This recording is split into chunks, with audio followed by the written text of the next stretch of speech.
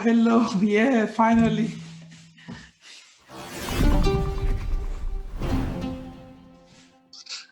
Can you hear me? Yes. Okay. Yes, I was just trying to send you something and then you went through. So,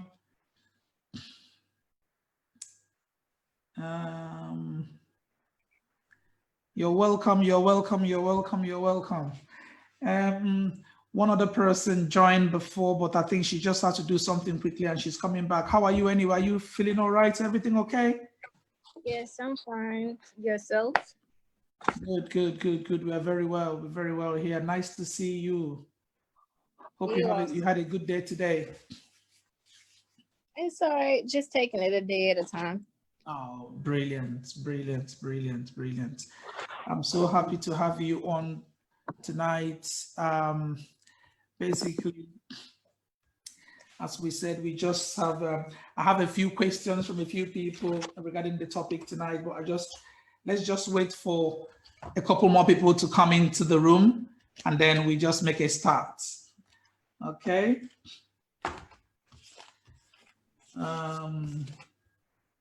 In the meantime,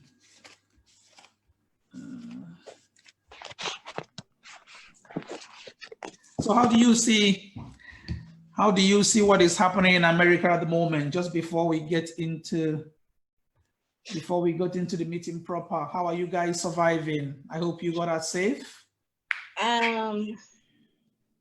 What was the question again? Like, I didn't understand. How are the things in the States at the moment? Obviously, there's been protests going on all this while, and is it go outside and the rest of it? Honestly, I don't keep up with what's going on in this country. Although I live here, I don't get sucked into all these distractions. So yeah, ain't got nothing to do with me. Okay. That's how I see it. My focus is for Africa. My focus is investing in Africa, getting back to Africa, connecting with African-centered Africans that are focused. I'm not worried about what's going on in this country. Brilliant. I like that positive vibe. I just like the fact that you have your mind made up on what you want and you don't want any of these distractions here and there. That's very good. It's a very good mindset to have. We see what is going on, obviously, and we do feel, bad about the whole situation, but what can we do about it? This is the reason why we do what we do, to see how we can encourage our brothers and sisters who are willing, to, concentrate on Africa, or who intends to come down to Africa at any given point. We would always be here to say, you know what, we are here for you. We can help as much as we can. And we would also give advices as much as we can. And I think it's left for every individual of our brothers and sisters out there to choose. I mean, I think the first thing is to come down first and have an experience of what Africa is. I don't know if you have been before, but I think it is important that when you come, you visit different countries, then after which you can then make choice of what you want to do, where you want to be, and then you take it from there.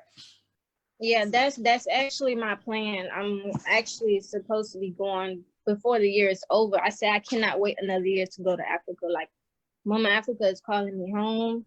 I got my passport 2 years ago, and I haven't been. I just I'm kind of new to this.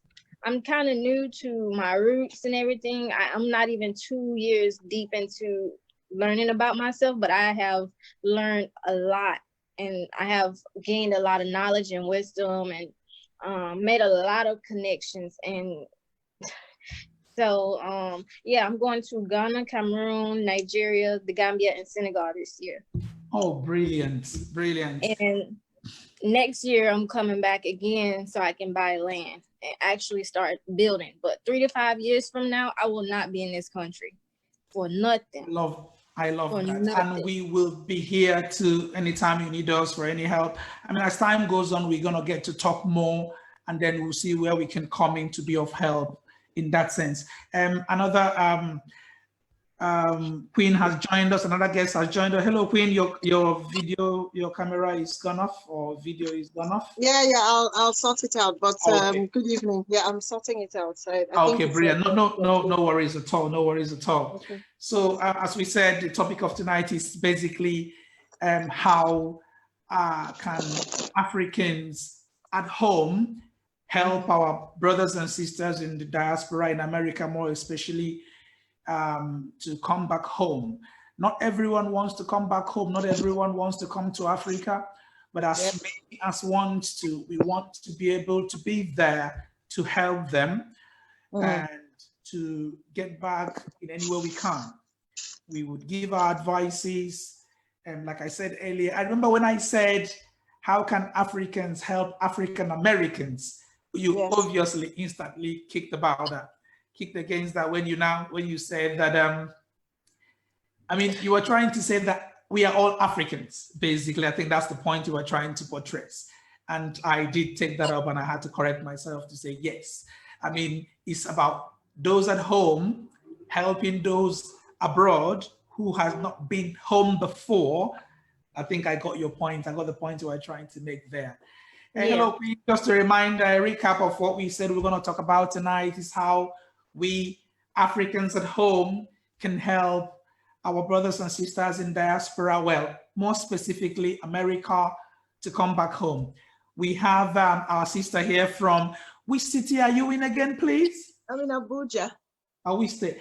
Oh, no, I'm trying to ask the other guest where she is from so I can tell you where she is. Okay. Yes. I'm located in South Carolina. Oh, so she's in South Carolina. So she's all the way from the States. Yeah, so yeah, that's basically South. Good. So she's in Nigeria, Abuja. She's in the capital of Abuja, by the way. So she's gonna be with us tonight during this program, and I'm expecting another person to join. We have one Professor Musola who's gonna join us also. She's based in the States, but born in Nigeria as well. So she's going to be on tonight as well as this meeting goes on. And then whoever comes to join us as we have this conversation, like I said, we are live on Facebook. So anyone can always join us. I've shared the link out there, you know. So Queen, our sister is here, okay? And based on the topic of tonight, what do you think? And let me put it this way. Let me frame it this way. You are in Nigeria. You understand the situation on ground. For someone who's coming from diaspora, who's not been to Africa before, just love Africa, wants to come back home to Africa, how would you sell Nigeria to her? In fact, sell Nigeria to this sister and give her a million reasons why her choice should be Nigeria.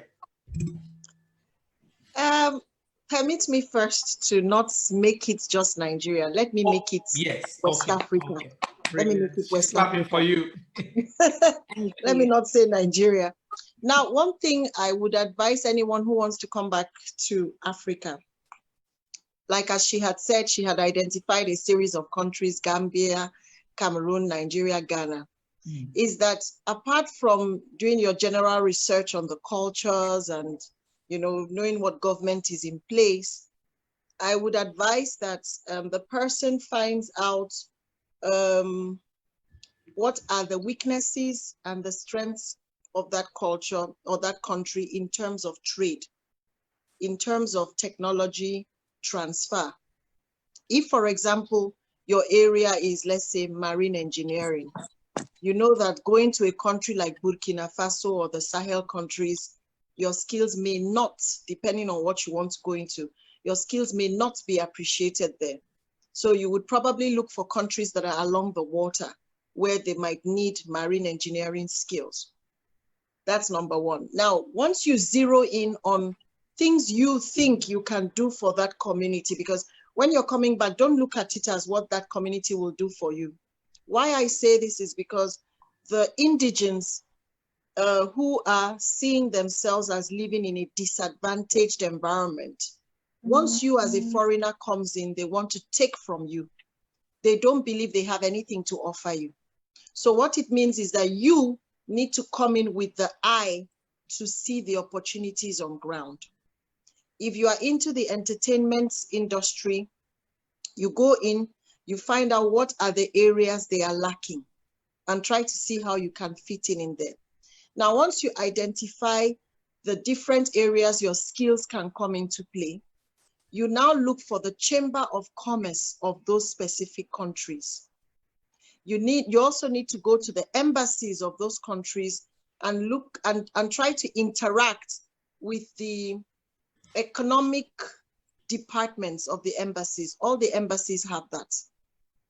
So once you go into the economic because when you get to an embassy, you have the visa section, you have the chancery, you have, of course, the ambassador's office, then you have the economic. Some of them combine economic and cultural as one department. Some of them separate it. Now, if you want to come in on the cultural side, you still go to the cultural department. Like, for example, in Nigeria, you have the Oshun Festival, you have the Badagry Festival, things like that. You use that to zero in into a particular domain. That's if you're coming in from the cultural aspect. Use that to zero in and find out what is going on there. And, like as she said, she wants to come in, visit these various countries. Because if you just come in as a JJC, what we mean in Nigeria, JJC is Johnny Just Come. If you just come into Nigeria as a JJC and you want to see Nigeria, Nigeria has so many faces. It has so many faces. It has the good, it has the bad, it has the ugly. And the best way to go into any country is to have the indigenes of that land bring you in and guide you through. Do you understand? So one of your first port of call is to go to the embassy of the country you want. Apart from getting their visa, which is on one side, go to the economic section, the cultural section, and zero in.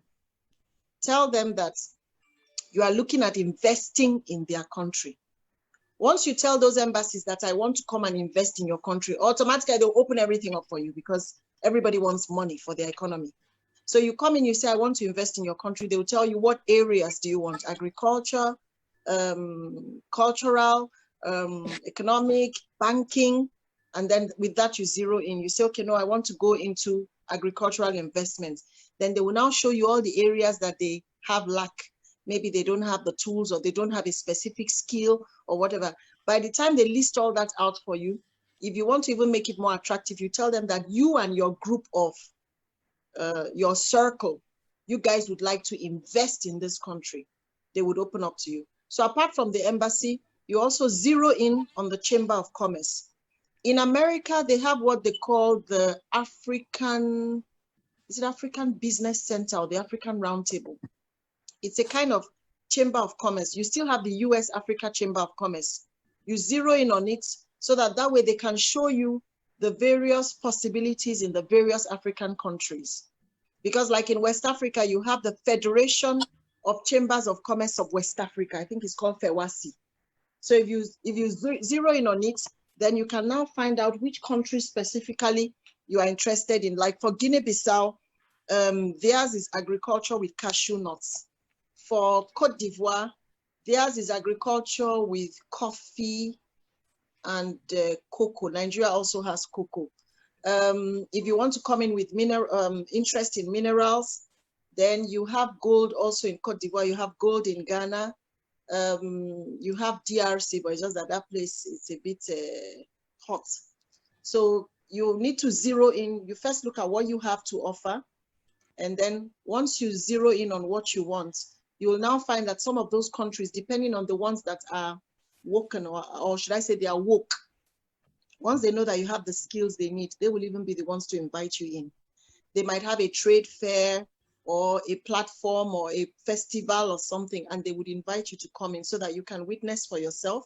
And then they would probably take you around to show you what is needed, what they lack.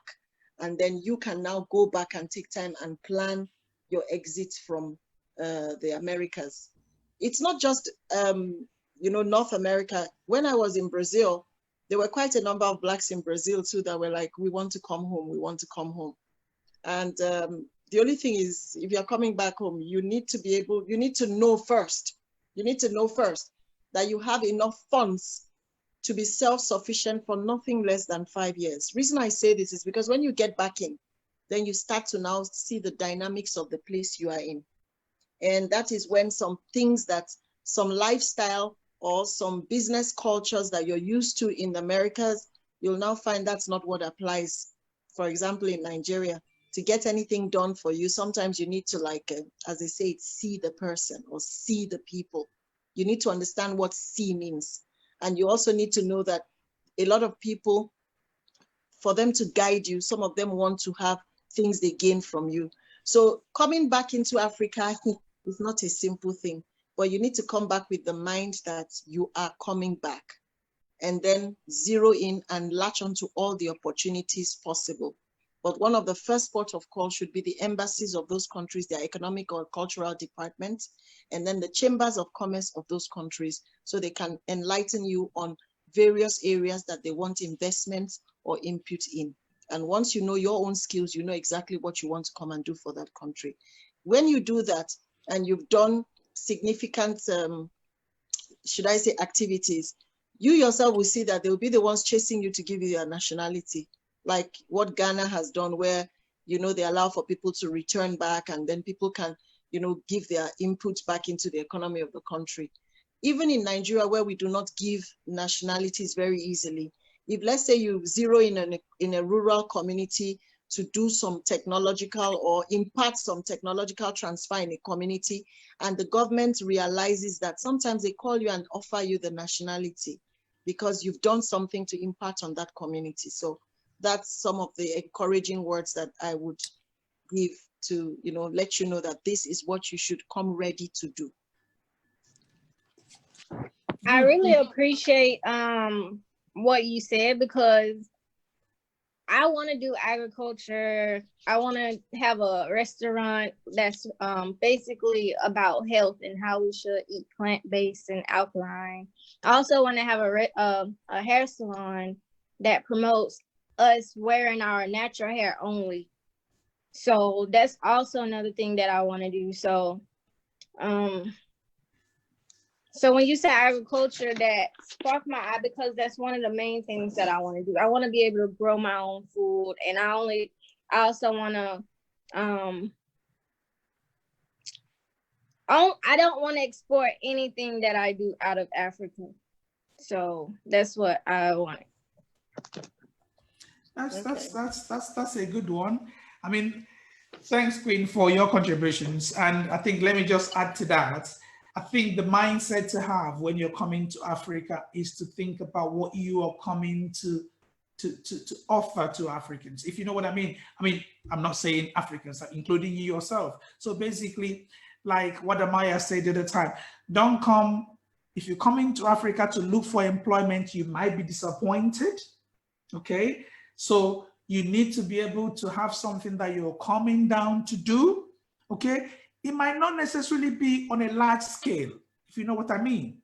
Look, right. In Africa, you can come down, you know, get a flat for yourself, okay, for a start, which is going to cost much considering that you're coming from the States. When you convert the dollars, you can get a store.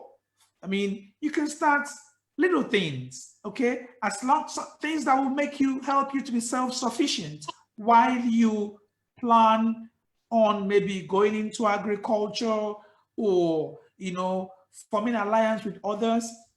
We have this discussion the last time when I was on with up on Wadamaya's program, where, you know, 4 or 5 people can team up.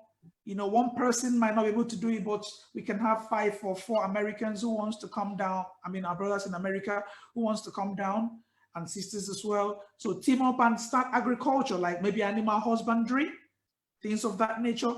You know, it doesn't have to be in a large scale. Do you understand? Because not everyone can afford that.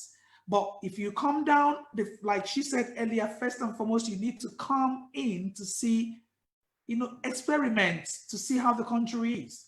Look around, test the culture, mix with the people. By the time you do 3-4 countries, you are able to make your mind up as to which country you want to stay in. And then you would have been able also to decide on what kind of thing you want to do and the rest of it. And as time goes on, when you get to understand the culture and how things work, then you can make your decision easily like that. So it doesn't have to, I don't want you to be scared with, oh, it might cost so much to go there. I need 1 million, no. Okay, but just something to be self-sufficient will be enough. If you have the money, you can build your house. When you make up your mind on which country you want to go to, you can build your house, you can buy a land, build your house. All those things are there. But personally, I would advise when you come, experiment first. Get used to the culture, study the people, see whether it's a place you can. Africa is huge. So the choice is yours, if you know what I mean. So that's just all I need to chip in there. Before I go, I just want to highlight that we have 2 other people. There we have, I don't know, Mosumola. Sorry, can you hear us? Yes, I can hear you. Okay. So as you understand, we are not seeing her, so we can only see her picture. Her video is not showing, but I guess we can continue with that. So what we're talking about tonight is basically how can we help our African American brothers and sisters who intend to come back to Africa and settle. Okay, what advice do we have to give them? That's what we're talking about tonight. And we have our sister from South Carolina who you just had out there. So she's also one of them, thinking also how she's going to come down. So we need to be able to contribute, to give them advice and to help as much as we can. So do you have anything to say to her? I want to connect with the sister who just spoke. Yeah. She has a lot of information, as far as from the economical aspect and that I could really relate to. Yes, definitely. I have her contacts. Okay, I have her contacts. I will link both of you later. So Queen, she's talking about you. She wants to have your contacts and she want to link up with you afterwards. So I hope that's okay. No, it's no problem. Okay, so I'll get you that information and I'll pass it to your Instagram. So Professor Mosumola, like I said, do you have anything to tell our sister? Okay. Any more advice from you? Yeah, so I guess what I'll just say, hello everyone. So the first thing I would say is trying to be open-minded. So it's really important to be open-minded because for anybody, like if you're going to any new space, please, can you hear me? Yeah, we can hear you. Okay, yeah. So, all right. So hold on. Let me ask. Can you all hear her? Yes. Oh, okay, brilliant. So carry on. We can all hear you. Yeah. So what I would just say is the first thing is just to be open-minded, because for anybody, if you're going to a different space, it's different from your own culture. It's different from even though you share spiritual connections with that place, but it's different from your physical environment. It's also different from what you're used to. So you should be mentally prepared, right, for where you're going to. So I can just use the example of when I was going to travel outside the country. I had to do an orientation, right? When I had to travel outside my country, Nigeria, to school, I had to do an orientation. So we had to learn a lot about, the country we're going to, what it's like, some of the things to expect and all. So not everyone has the opportunity. So this is where personal research comes in, right? And as has been said, it's important for you to invest your time in knowing where you're going to. Okay. So trying to find out about the culture, if there's a particular country you want to visit, for example, Nigeria, okay, there are many languages, there are different cultures there. So you may say, okay, maybe I'm going to visit Lagos first, right? And you want to know, so what is it like in Lagos? You know that, okay, Pidgin is a language that you can get by with almost anywhere in Lagos. And it's a language that cuts across not just the educated people, but also anyone on the streets, right? So it's a language, okay, if you speak to anyone, you can relate with them. So that's one thing you should think about language, because from my experience, I know language, understanding a person's language, even if it's how to say hello, it goes a really long way. And so like understanding that, and also appreciating your difference, right? You're coming from a different environment and you are here to learn about this culture. So in any way, like, you shouldn't feel uncomfortable about your difference, but appreciate that. And when people recognize that, okay, this person knows they're a foreigner, but they are willing to get to know us, right? They'll be more welcoming and open, right? Because they see that you're also open to learning. So that's another thing. Like, you should be open to learning, even after doing your own personal research. When you interact with people, be open to learning about them, be open to learning anything new. So that's what I would say for now. In fact, like, the way I interpreted the question, I was thinking like, okay, like, how can Africans help Black people that want to come to Africa and all that. And I was just thinking that, okay, for us as Africans, we also have our role to play, right?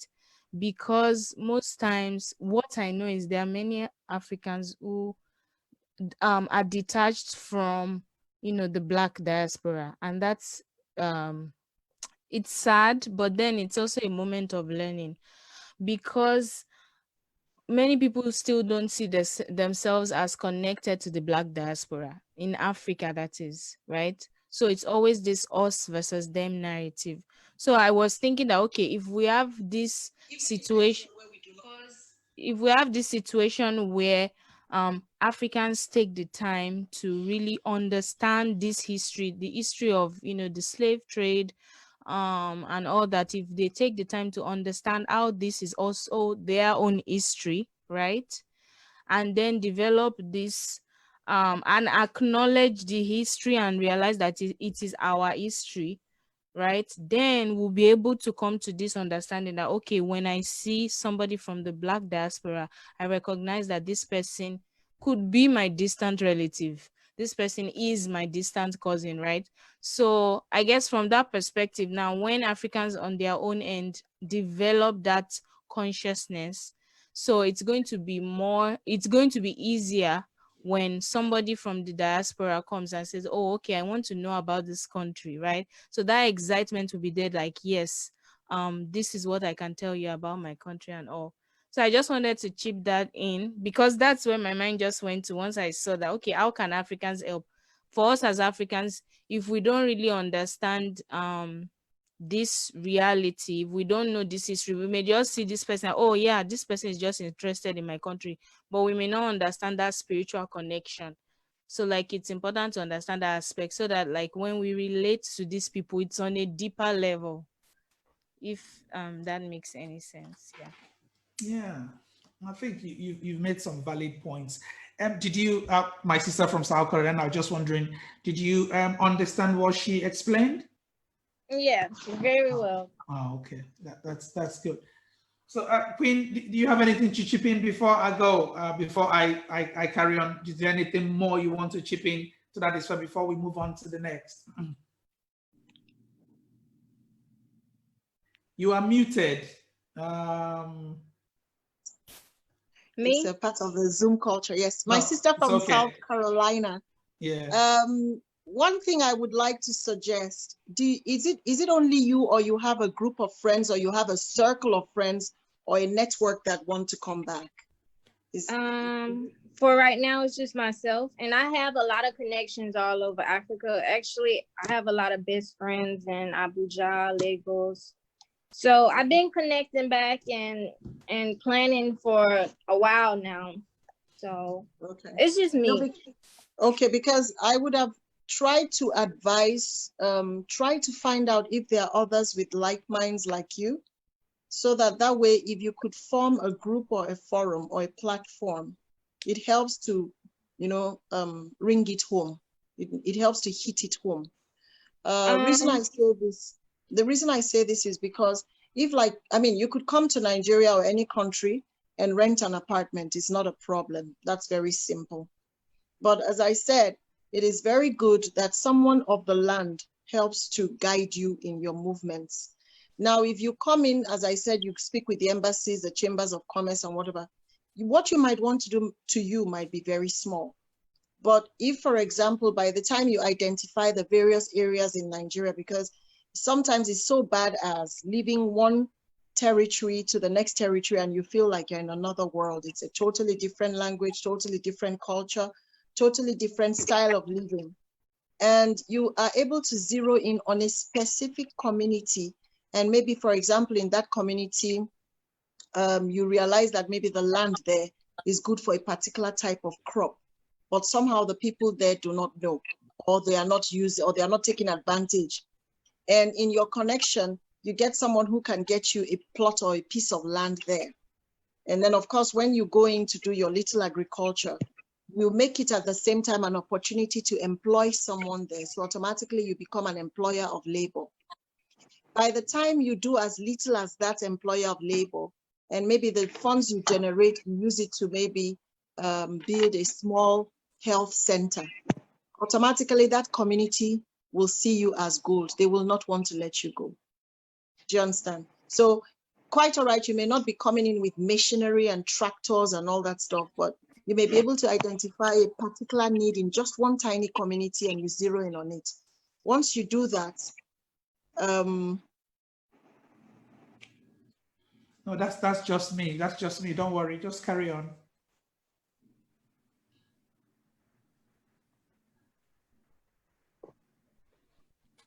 Do I press later? I think she joined. Yeah, I think it's better to press later. She joined. She joined the breakout room. I think she joined the breakout room.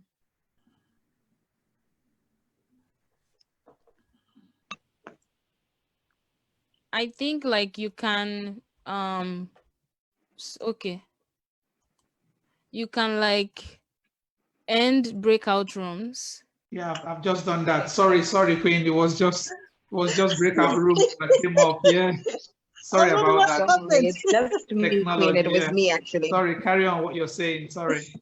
Okay, so once you zero in on a particular area and then you now are able to, meet a need, because you see, when you come into Africa, have it in mind, what problem am I coming to solve?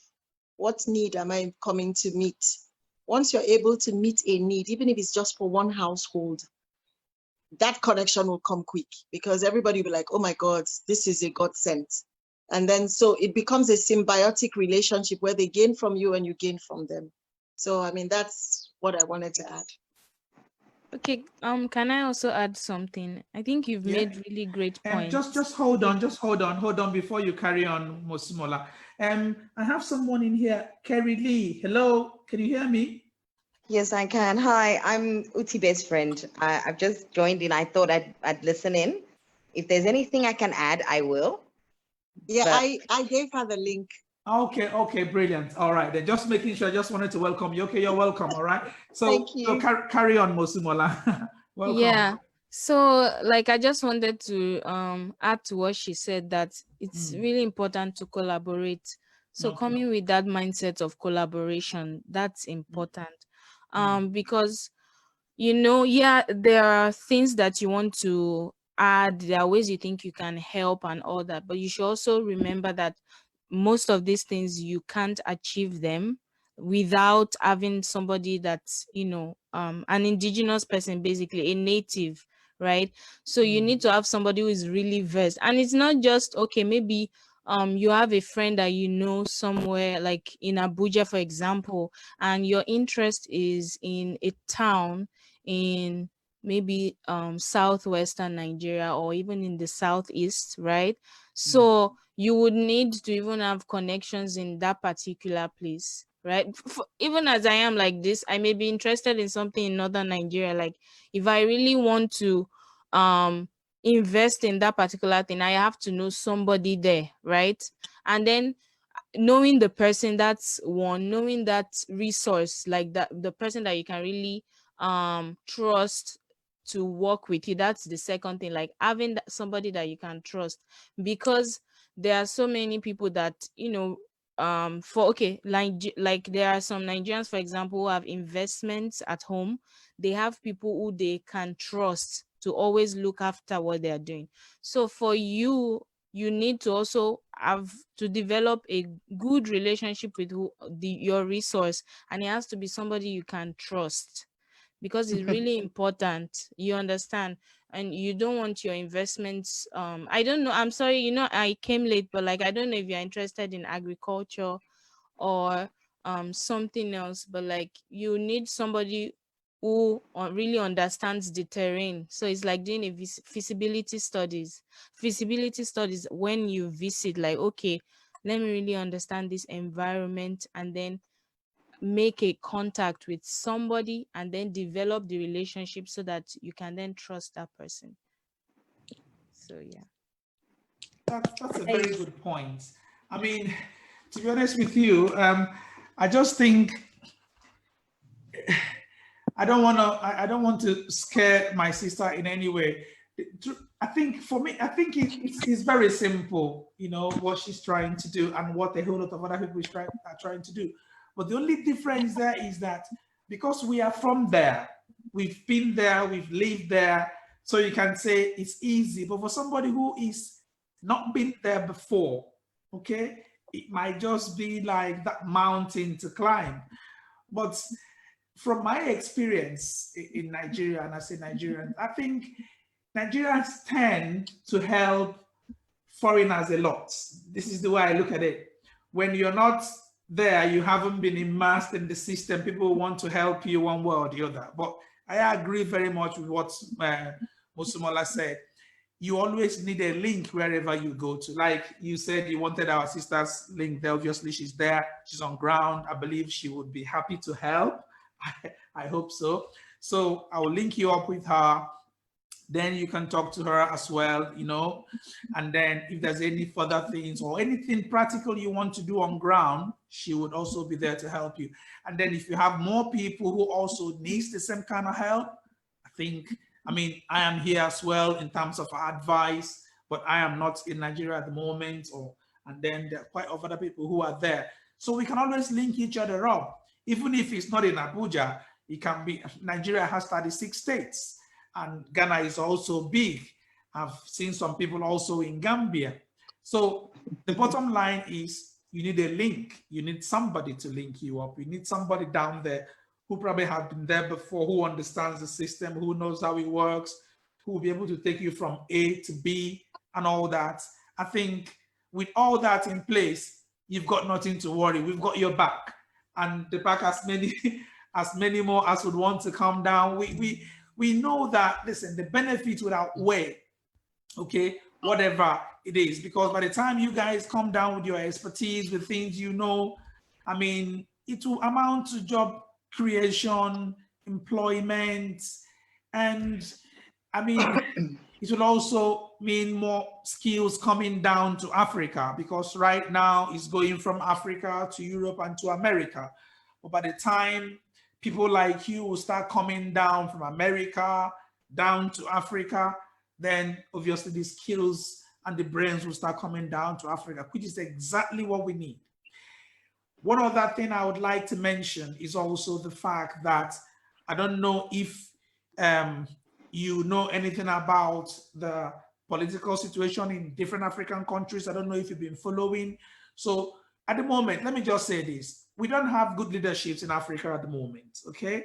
So of course, we just have to be very open and things would not work the way it works for you in America. It wouldn't work like that in Africa, okay? But the difference would be that, in Africa, you can be in your own space and do your own thing, okay? You're gonna obviously surround yourself with people that look like you, okay? So there won't be any kind of, supremacy system there, apart from the fact that we will all be enjoying whatever our politicians give to us. We only have access to what they allow us to have access, and then the rest we do for ourselves, if you understand what I mean. But like we said, you give it a trial first, and then we'll see how that goes. Okay, So one more thing that I need to say is this. You see, I know there are a lot more people who would want to come, but they would need assurance, and they would need people to tell them and to encourage them to say, listen, it's not as bad as you think. Okay, just come and try that first. Somebody asked me, somebody sent in a question and says, oh, look, do you know what? Let's have you helped the Africans in Africa already before you want to like help Africans that are abroad? And I'm going, hold on a minute. Our brothers and sisters in America are no different from you that is here. So we are all one. It doesn't really matter where they are located. The point is everyone needs to get on, if you know what I mean. So don't feel, overwhelmed by all the information you get tonight, if you know what I mean. It is there. It's something that you can experience. It's something that once you experience it, then you make your choice. Okay? If you have any further question before I go to the next item, I think you can always ask. You can always ask your questions, and then I believe my sisters will be there, and then I will chip in before we go to the next item. Any questions you have to ask? I don't really have any questions right now.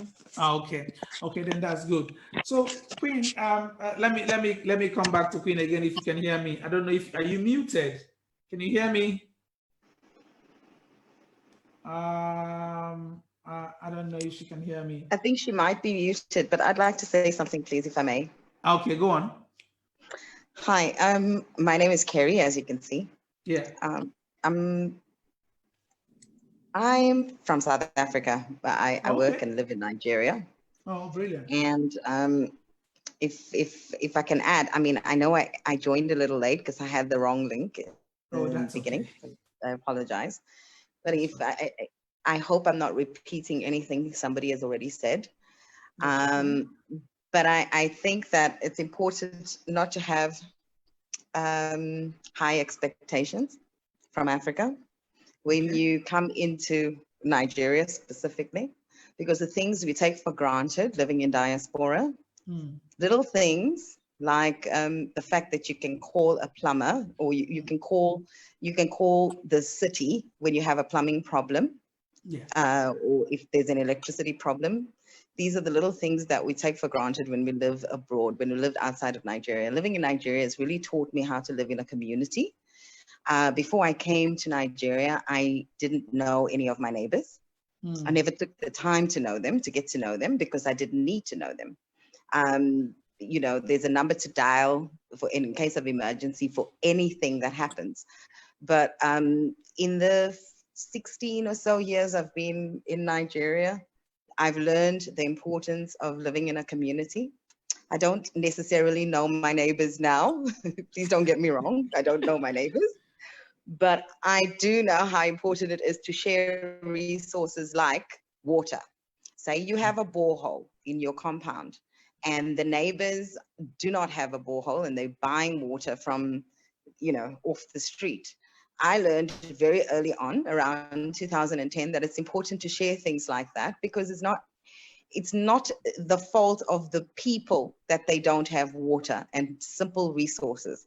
Like you said, we don't have good governance.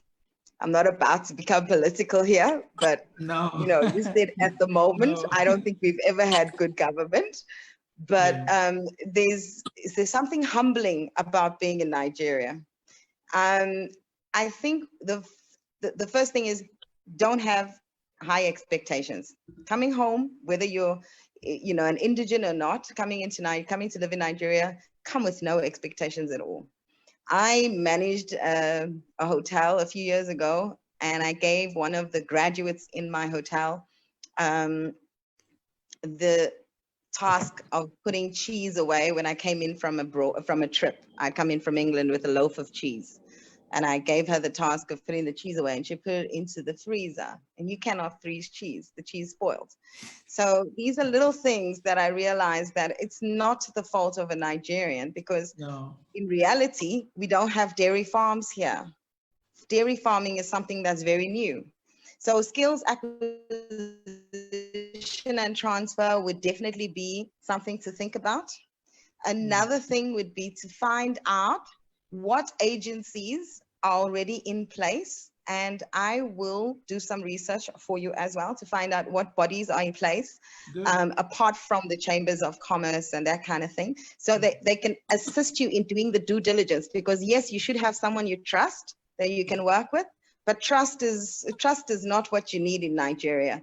You need to know that your investments will be secure.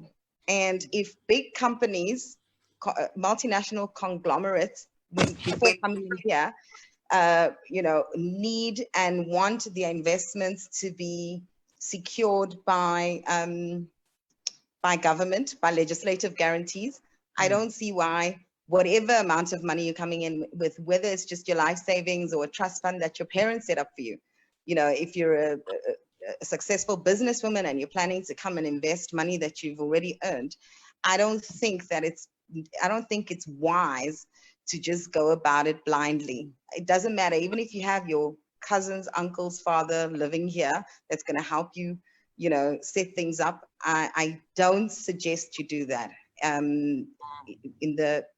Just not from experience. I just think that it's not wise as a business person myself. So yeah, it's good to have friends, but don't have too many expectations. And it's not about having someone you like that you work with. It's someone you can trust, that knows, that is willing to learn and also willing to teach you something, because you can learn a lot from Africa. Like I said, I grew up here. I thought I was an adult when I arrived, and then I learned what it was not to be selfish. I learned what it is to live in a community, and I love Nigeria. Oh. And you're welcome. Please come. We're waiting for you.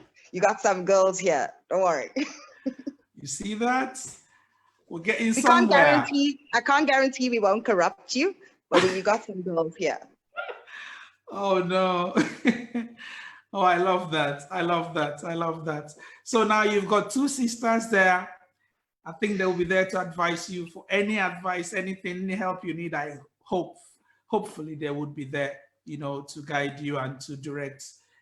For Nigeria specifically now, we're not talking about, some of the things they will tell you, obviously, or you're hearing now, might also be applicable in other African countries, if you know what I mean. So anywhere new. Yeah. So I think here you are. We're getting, so thank you very much, Kerry. I don't mean to cut you off. You can still, if you got more things to say, just carry on. I just wanted to chip that in. That's it. Okay, for now. All right, then. Thank you very much for that. I don't know, Moji, have you remembered anything? Is there anything more you want to, because it might not just be hard. There are other people who are listening to us or who will still listen to our conversation tonight. Okay, it's not just her. There are gonna be people who are watching at this on YouTube and all that.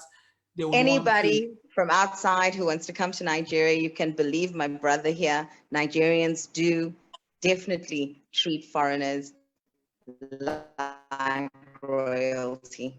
I cannot stress enough how much more I feel at home here than I do in my own country. And it's not because South Africans are not good or Nigerians are better. It's just that I've been here so long that I now feel like a stranger in my own hometown. I feel like Nigeria is home. Oh, wow, very good. I love that. I love that.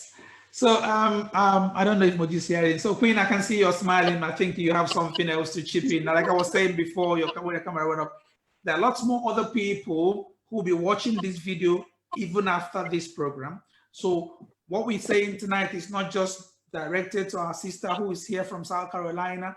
There's a lot of other African Americans who will watch this, who will listen to this. So we want to also have the questions that they have answered as well. So we might also have people who want to invest big time, okay? We would also have families that want to relocate. We would also have people who have many questions to answer. People who might be concerned about security, people who might be concerned about which culture do they affiliate with when they come to Nigeria. Nigeria is one country, but at the same time we have, oh God, only God knows how many languages we speak in that country. I don't have that offhand, but I believe we have a lot, over 300 plus.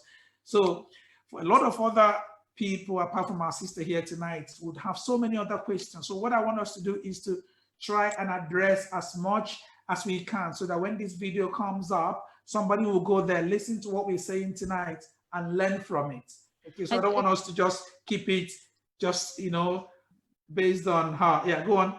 So, okay, can I just say something? Like, I think. Okay, hold on, Queen. Yeah, carry on, Motimola. Oh, okay, thanks. It's okay. So, essentially, if you are interested in like agriculture, I would strongly suggest that you look beyond the cities.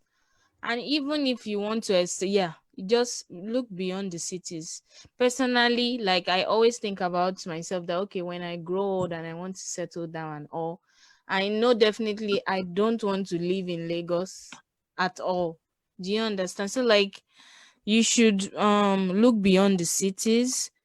If you're going to do like maybe a small business or something else, like I think you mentioned hairdressing, like setting up a hairdressing salon and something like that, then you may look at maybe a place closer to the city, like to the bigger cities or states in Nigeria, or a place in that state. But if you're looking at farming or something more like a long-term business, if that makes any sense, but like farming and stuff like that, like I would strongly suggest that you look beyond the city. Yeah, because you would be surprised, for example, there's a state that is close to Lagos. It's called Ogun State, right? In Yeah. that state, you can get a land that you may get it in Lagos for maybe 10 million naira. In Ogun State, it may be like 1 million or even lesser, right? So, and there are many places like that. Like there are some properties like you hear of companies selling lands, estates in Yeah, places that are estates. Yeah, people investing in developing estates. Yeah. areas. Yeah, so I would suggest that you look at that beyond the cities.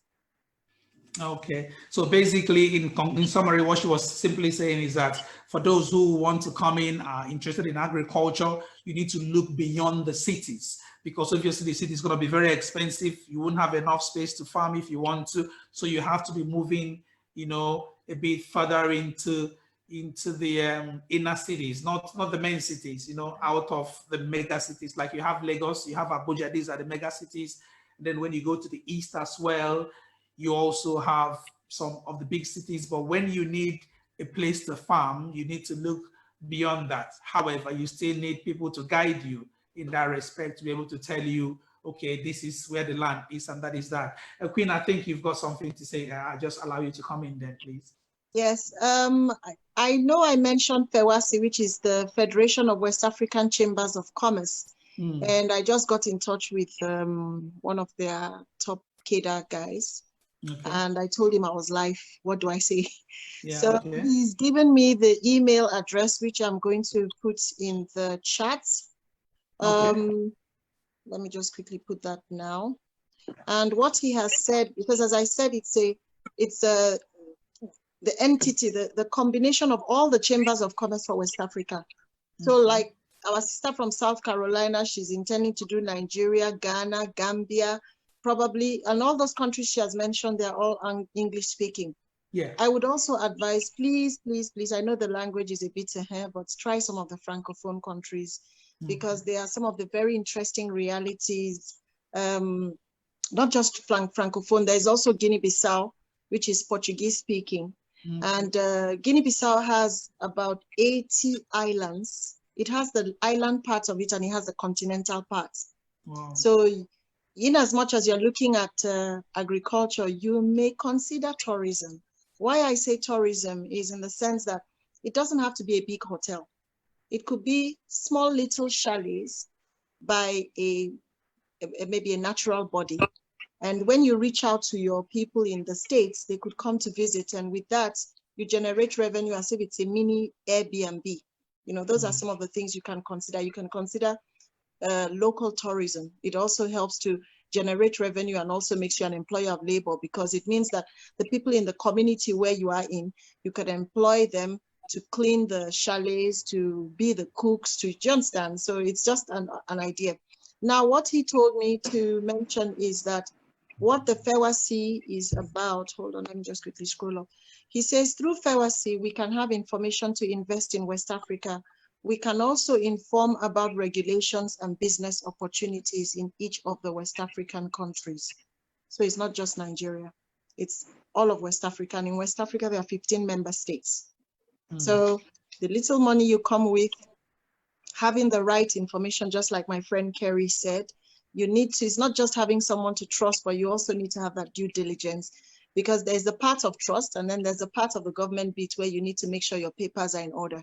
Because in as much as a country might seem disorganized, when it comes to some certain things, that's when you suddenly see that they know how to follow the book to the letter. So you need to be prepared at all levels. So I've put in the address for FEWASI in the chat, which you could use to get in touch with them.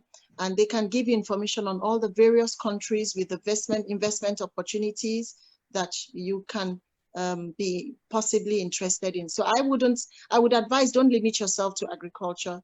For the hair bit, you know that Africa is the home where we do hair.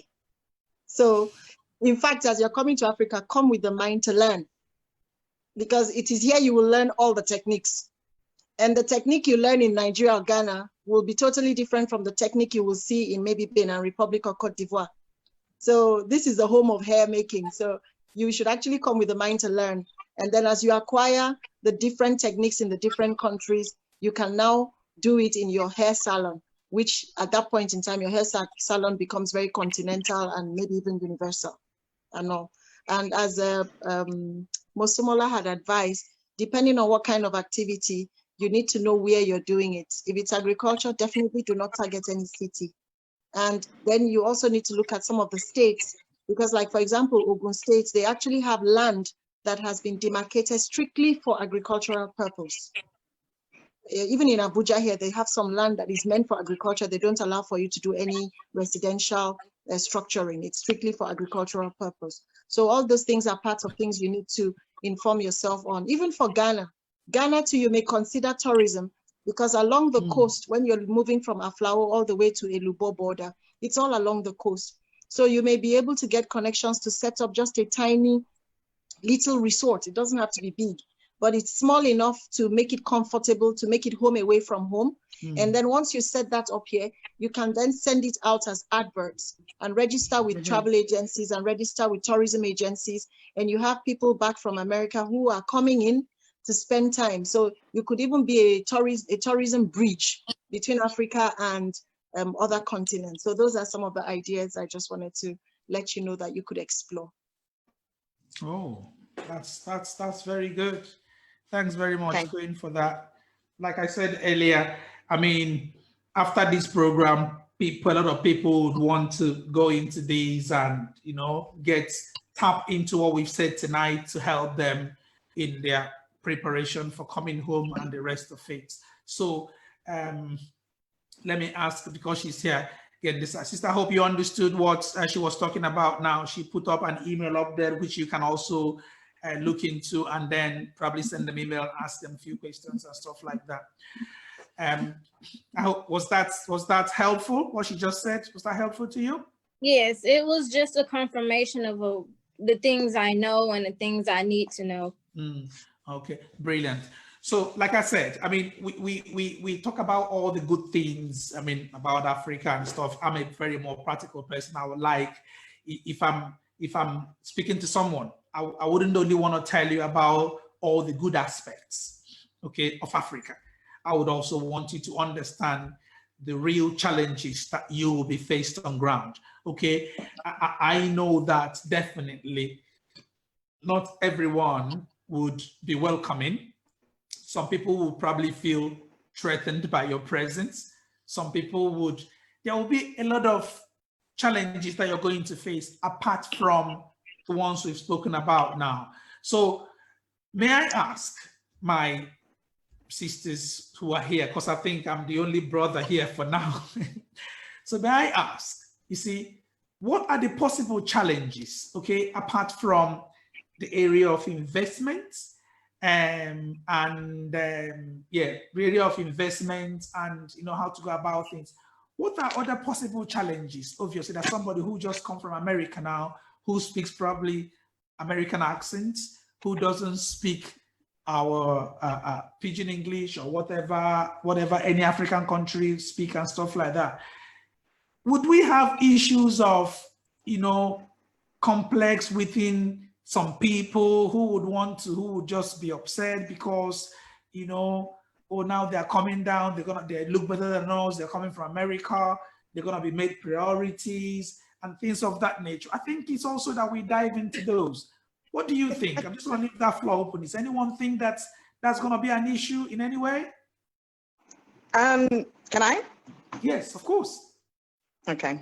Well, I had something else I wanted to say about the agriculture, but I'll go on to the question you just asked. I mean, it all depends. Say that, please. Please feel free. We have time. Please feel free to say that. Then you can Since come back. Agriculture is something you mentioned being interested in before I came into the meeting. Yeah. I just wanted to mention. I feel I should mention to her that in Nigeria, full value chain agriculture is something we need. We have agriculture, we have farmers, but we do not have the full value chain. So when I say full value chain, I mean we don't have proper storage facilities for produce from existing farmers. So we don't necessarily use best practices in our production. We have some issues when it comes to packaging and processing. So processing plants is still in agriculture. So, you know, and distribution. The other thing would be distribution. The thing is, because we have such a huge market, a ready market, farmers, we have more subsistence farming than commercial farmers. And because it's subsistence farming, there isn't a full value chain. So if we had more commercial farmers on a commercial scale, we could go ahead and compete with the international markets. I mean, the fact of the matter is you need to be here to know what we're talking about when it comes to agric, okay? But there's definitely, if that's your passion, you can be big, because there are very few big, wealthy farmers in Nigeria. Farming everywhere else in the world, farmers, I mean, you know, in Nigeria, you want your daughter to marry an oil magnate. In South Africa, you want your daughter to marry a farmer's son. So you understand, or a farmer. So we welcome Nigeria. In fact, West Africa welcomes farming practices, you know, not necessarily the mechanical part, but we need people to be more invested emotionally in farming, not just financially, because I mean, financial investment's never a problem in Africa. We have money. But if you're passionate about farming, and not just with not just with produce, but also, you know, with livestock. I think one of the things I've noticed is that we don't have enough of farmers who actually know how to care for the animals. Because I've seen how the Fulani herdsmen beat these cows, you know. I've seen how that happens. But I've also seen what happens on farms in South Africa. I grew up on a farm. So farming, definitely you won't go wrong, girl. If that's what you want to do, you should come out and do it. You can do greenhouse, you can do hydroponics. It doesn't have to be arable land. But if it's arable land, we have it in droves. You're gonna be okay. Everything will be fine if it's farming. As for the hair, I agree with my sister. You're gonna have to come here and be taught. You'll be schooled, girl. And then but coming back to your question, I think the things you have to concern yourself with, or you may have a problem with, from my side, I'm African, right? But I'm not Nigerian, not born anyway. But like what Tive said, Queen mentioned earlier, you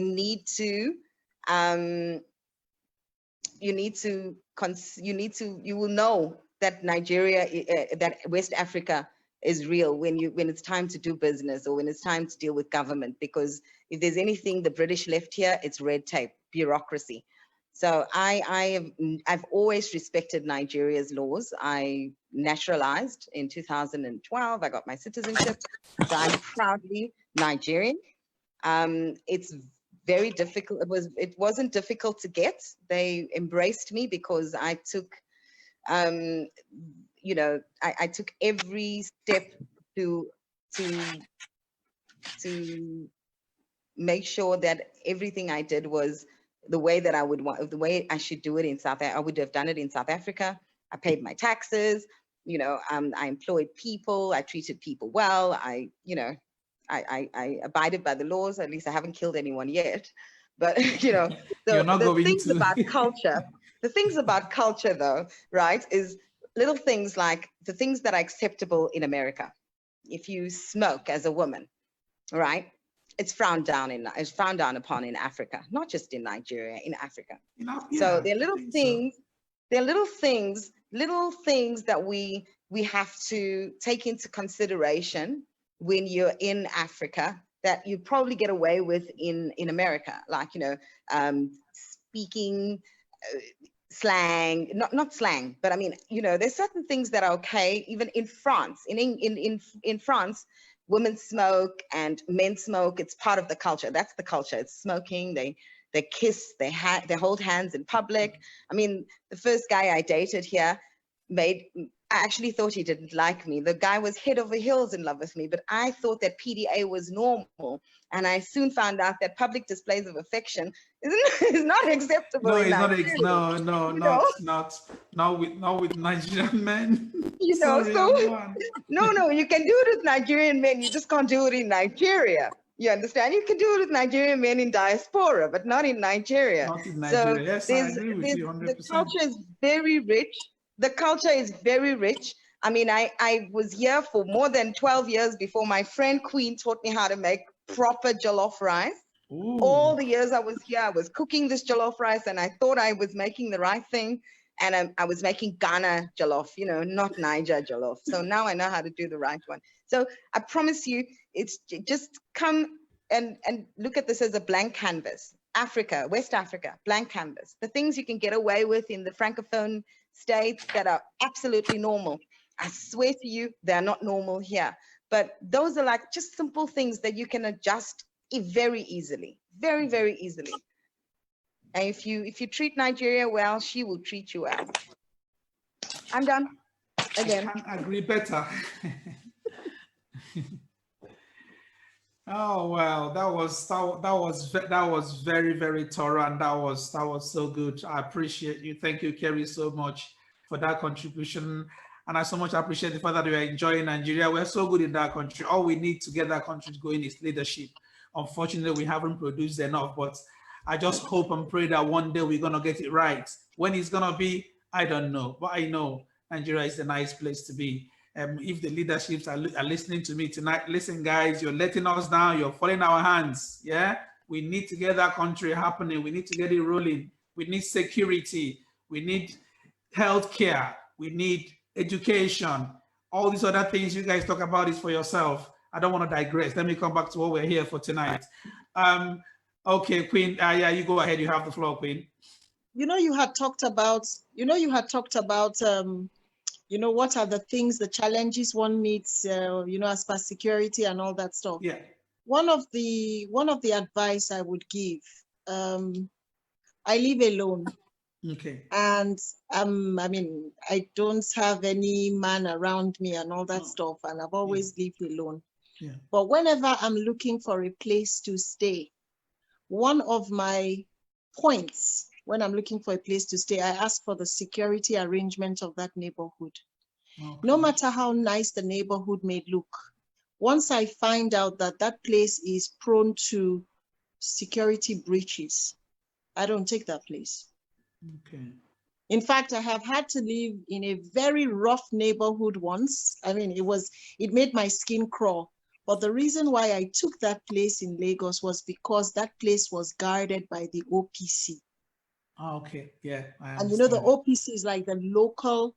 I understand. Yoruba, local people, yes, they understand everything. So the place was rough. It was rough. Mm-hmm. But I was told, you see this place, if you stay here, number one, you will never have any robbery attacks. Thanks, yeah. The local vigilante security system of fabric in this space is such that once they know you live here, you are protected. Mm. And so for the 4 years I lived there, while and it was in a kind of posh neighborhood. All the other posh areas around, still, that was in Lekki. Yeah, okay. All the other posh areas in Lekki, you would hear them, oh, armed robbers broke into my house, or I was held at gunpoint, or whatever it is. I never had that where I was. Because they were telling me that if at all anything, the people that go and do it, they live there, so they won't come and rob their that's own. what I was gonna say. They won't come and rob their own. Yeah. So if, for example, you're coming back to Africa as a single lady, you're not coming in with a husband, because that's another mentality we have back here. They think that a woman cannot do anything unless there's a man attached to her and all that stuff. We are changing now. We are learning. We are changing now. Sorry. We're learning. So what you need to know is that if you are coming in as a single person, you need to make sure that whichever neighborhood you zero in, one of the things you need to check out wherever you're going to be is what is the security structure in that place. So that way, if the community even end up being the one protecting you and not you hiding from people. So if you go into somewhere, you find out whether you're renting a place, and it's not just only in Nigeria. In Ghana, they are prone to burglaries. So you need to also make sure that wherever you are getting, find out first, what is the security structure of this neighborhood? That should also determine how and where you get wherever you want to stay. So that's part of what I wanted to bring up as possible challenges. Thank you for that on security. You just hold your thoughts. I believe you come back in. Mosumola, are you still there? What can you tell us of the challenges that maybe they may be facing when they come back to Africa, please? Are you still there? Yes, I'm here. Okay. What are the challenges? What do you think they will find difficult? What are the things that will pose as challenges for those who are coming back? Yeah, I guess I would just reiterate what has been said already. Like it's security, right? Security and all that. But yeah, I guess that's what I would just say for now as I gather my thoughts on. Okay. All right. And I mean, I remember that I did also mention, reception. Okay. The way how are people going to receive. You see, I watched a video of one returnee. She resides in Gambia. And I think the issue is twofold. One was that another American returnee, also who's a blogger, started having issues. They started having issues because I think they were doing something. They were helping people to get land in Zambia and stuff like that. I didn't hear the full story, okay? But then I know that it escalated, and then even newspapers had to publish the issue between, this is not against Africa at the same time. These are two, one from England, living in Gambia, and another one from the States, also moved down in Gambia and helping people to go. So there was some kind of competition, I think, between both. Maybe I think they were into the same thing and stuff. Then it also come down to the locals. So you have this issue of people, one American in her YouTube video was saying that people see her as an American woman as so loud, and not respecting others, or maybe feel that she is better than the others. So what she was saying in her video is that is not what she means. Basically, that is the way they are. That's the way they've been taught. That's the way they are brought up. They are vocal, they speak their mind and things of that nature. So these are also things that I don't think some people in Africa will take very well, if you know what I mean, especially our men. I don't know if I should be allowed to say that, to be honest with you. So, I mean, some people enjoy to have, the woman speaking from, no, I don't mean the other room, but I mean, just like talking generally, really. So I think it's one thing to consider when you come into the place, please try not to, intimidate or make people feel that they are, below you, or you are better than them, or anything of that nature. That is when you see Africans in their color. they would come back at you like wild dogs. So my suggestion would be, just blending. Watch the people, watch the way they do their things. Just try and cave in and observe, right? And then over time, you will get used to the way the system works. And trust me, you would enjoy it. I think the best holidays I have at the holidays I have in Nigeria, to be honest with you. That's when I have peace. That's when I can sleep as much as I want. That's when I don't have to think about, if you are in diaspora, you understand what I mean by this bill there, this letter coming through and that coming through. But when I'm in Africa, you know what? Peace. You understand what I mean? For that little time you will spend there. And then when it's time to come back, you go, oh my God, not again. But you have to, if you know what I mean. So that's just one thing I want to chip in again. Try not to have that attitude, I'm coming from America and I'm better than you. People are not going to be happy with that. They're not going to take that very lightly. Okay. So I think that's one thing I have to say to that effect. And then the other thing also that I was thinking about saying is, you see, when we talked about security, okay, there is this thing that, depending on where you live, let me put it that way, depending on where you choose to live, but if you've got someone who is going to be your guard or direct you when you are visiting, I don't think you're going to have some of these issues that we talk about, because you have that individual already covering that aspect for you, because they already know the situation, they know the ground, so they know where to tell you to go, when not to be outside, or don't be this late, and all those kind of things. And I suppose that's the essence of having somebody who already understands the system. So some of the things we talk about now, you might not experience when you start visiting until perhaps you own your own house or you decide to rent your own flat. All these things, that is when this will come in play. But I suppose during the time when you were just visiting and learning and hanging around with people who are already there, you will learn all these things. So they will come to you naturally anyway. Okay, so that's what I've got to say. So I think the next thing will be, what are other options? What are other things that people who are coming down would want to? I mean, we've talked agriculture. Agriculture for me in Africa is still a blue water. It's still untapped, when it comes to that. My sister Kerry mentioned about mechanized farming. She talks about mechanized and commercial farming. She also talked about financial investments. I think she says there is enough money in Africa. Then I think I laughed when she said that. Value chain, food value chain, she did mention that as well. So those are things that people will want to look into when they're coming. Apart from agriculture and that, let me ask this question just for everyone. Is it actually possible for somebody who's coming from diaspora to get employment in Africa, whichever country it is? Is it possible? Okay. Can I respond to the previous question and then? Yes. So about challenges. So I think I'll add that internet services and power, they're not as stable as in the US. It's really different, but it also depends on the area you intend to stay in, and it also depends on the country. So usually high-end areas, power may be stable there. Then they may also have alternative power sources like maybe generators and all.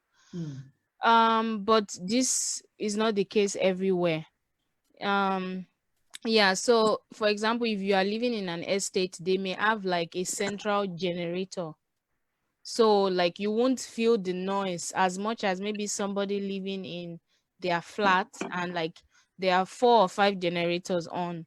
So the noise, that's one thing. If you are going to live in a city, especially I'm using Nigeria as a case study now, the noise of generators, just prepare that it should be music to your ears, especially in the night. So you have to get used to it.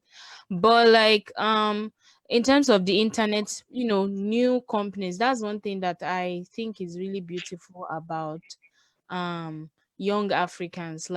They are really doing a lot with the internet, and also looking for ways to improve internet services, telecommunications, banking, and what have you. So I know that new companies are coming up that are addressing these issues with internet. So people use MiFi. Okay. They use MiFi apart from like regular SIM cards. So people have MiFis that they use. Yeah, so like you may want to find out about these internet alternatives, because usually I'll use the Nigerian example. People buy data, right? And data may be too expensive because it's not even like the internet will be that stable. So you may want to look for something more stable and even cheaper. So that's that. Yeah. And I guess the good side to this, unstable power and electricity is you get to interact with people more, right? So maybe in the evening, there's no light, nothing. It will be an opportunity to just discuss and yeah. Yeah, I know So what I you guess mean. you won't be under the Unlike here, pressure. where I think No, just no. chipping in, you go Yeah. to a house, everybody's on the phone. People don't converse anymore. Like this person is strolling on Instagram, the other person is doing on Facebook, even on the train. It's gone crazy. I understand what you mean. So it is a disadvantage, but you can convert it to an advantage. Is that what you're trying to say? Yes, that's what I'm saying. You have more Oh time to well.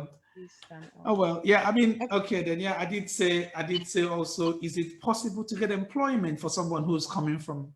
Yes. Yes, it is possible, especially if you are going into maybe a professional field or something like that. It's very possible.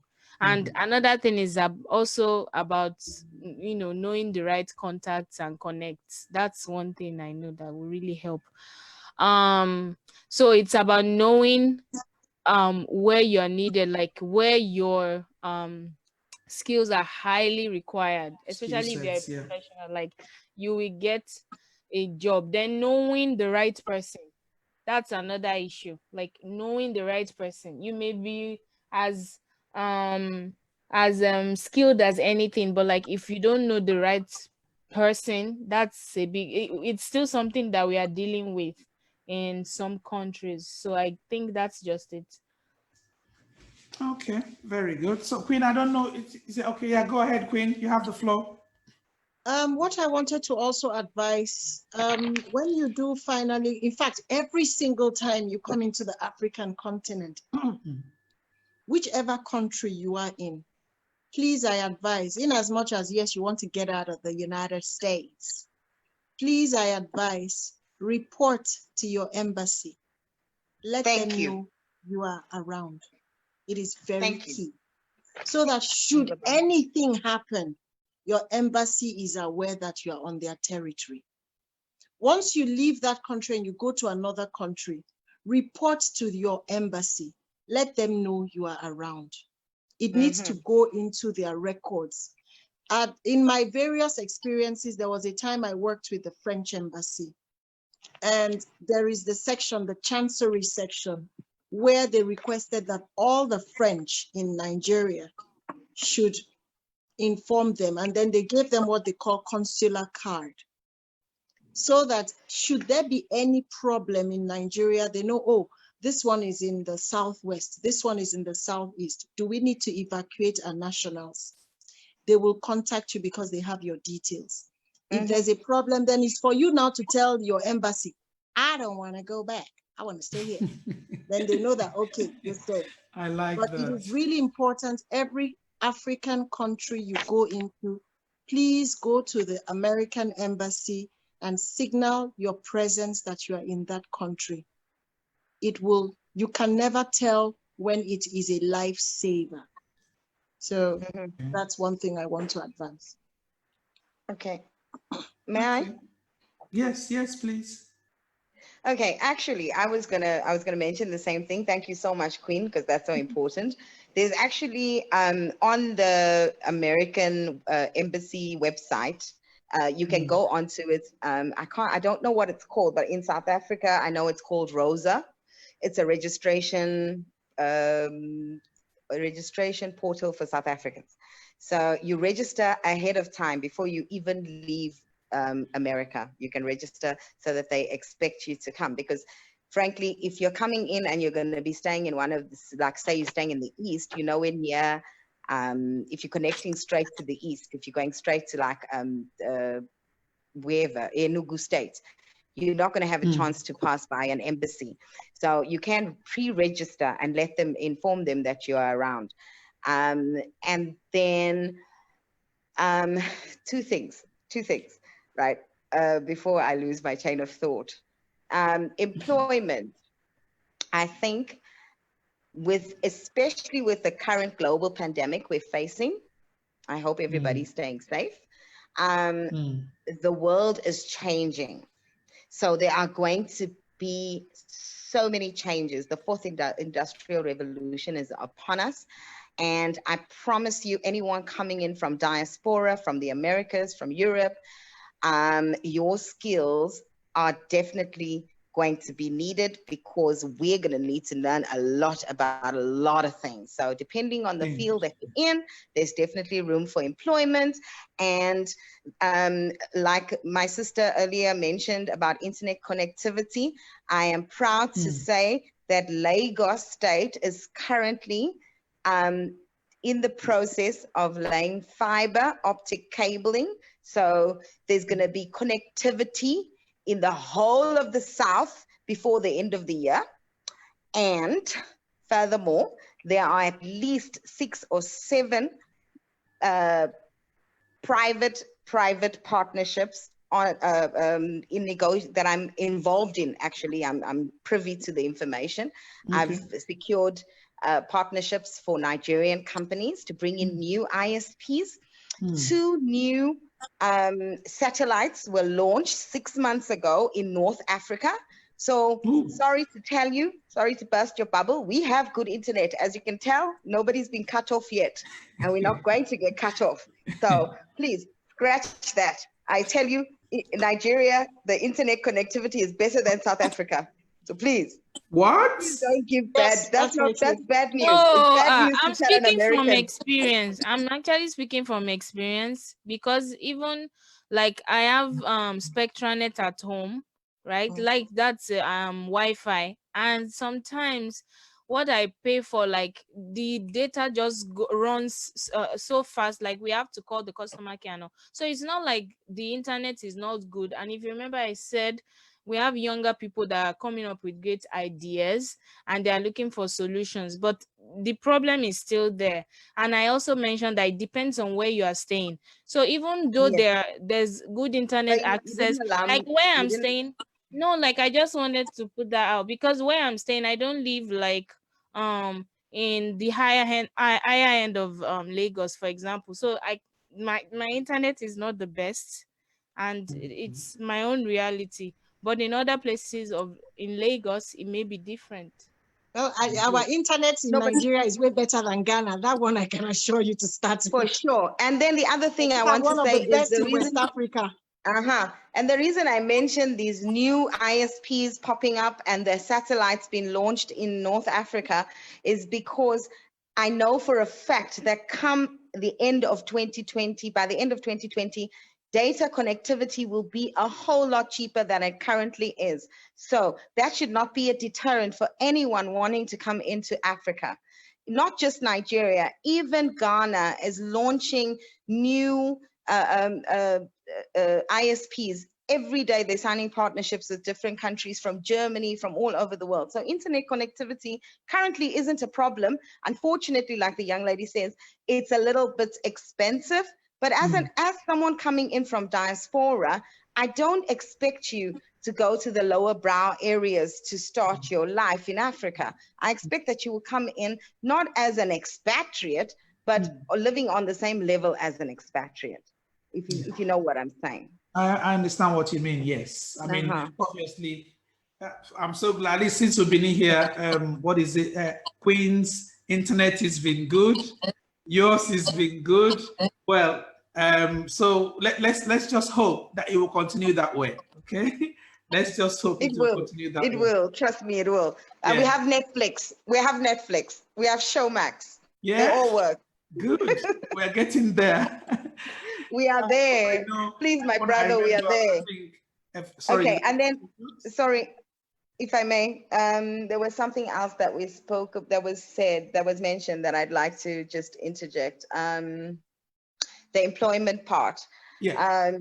You know, when do you look at coming into Nigeria or coming into Africa? When are you looking at moving over? I know that it's not possible right now, but when are you planning your first exodus, your first visit?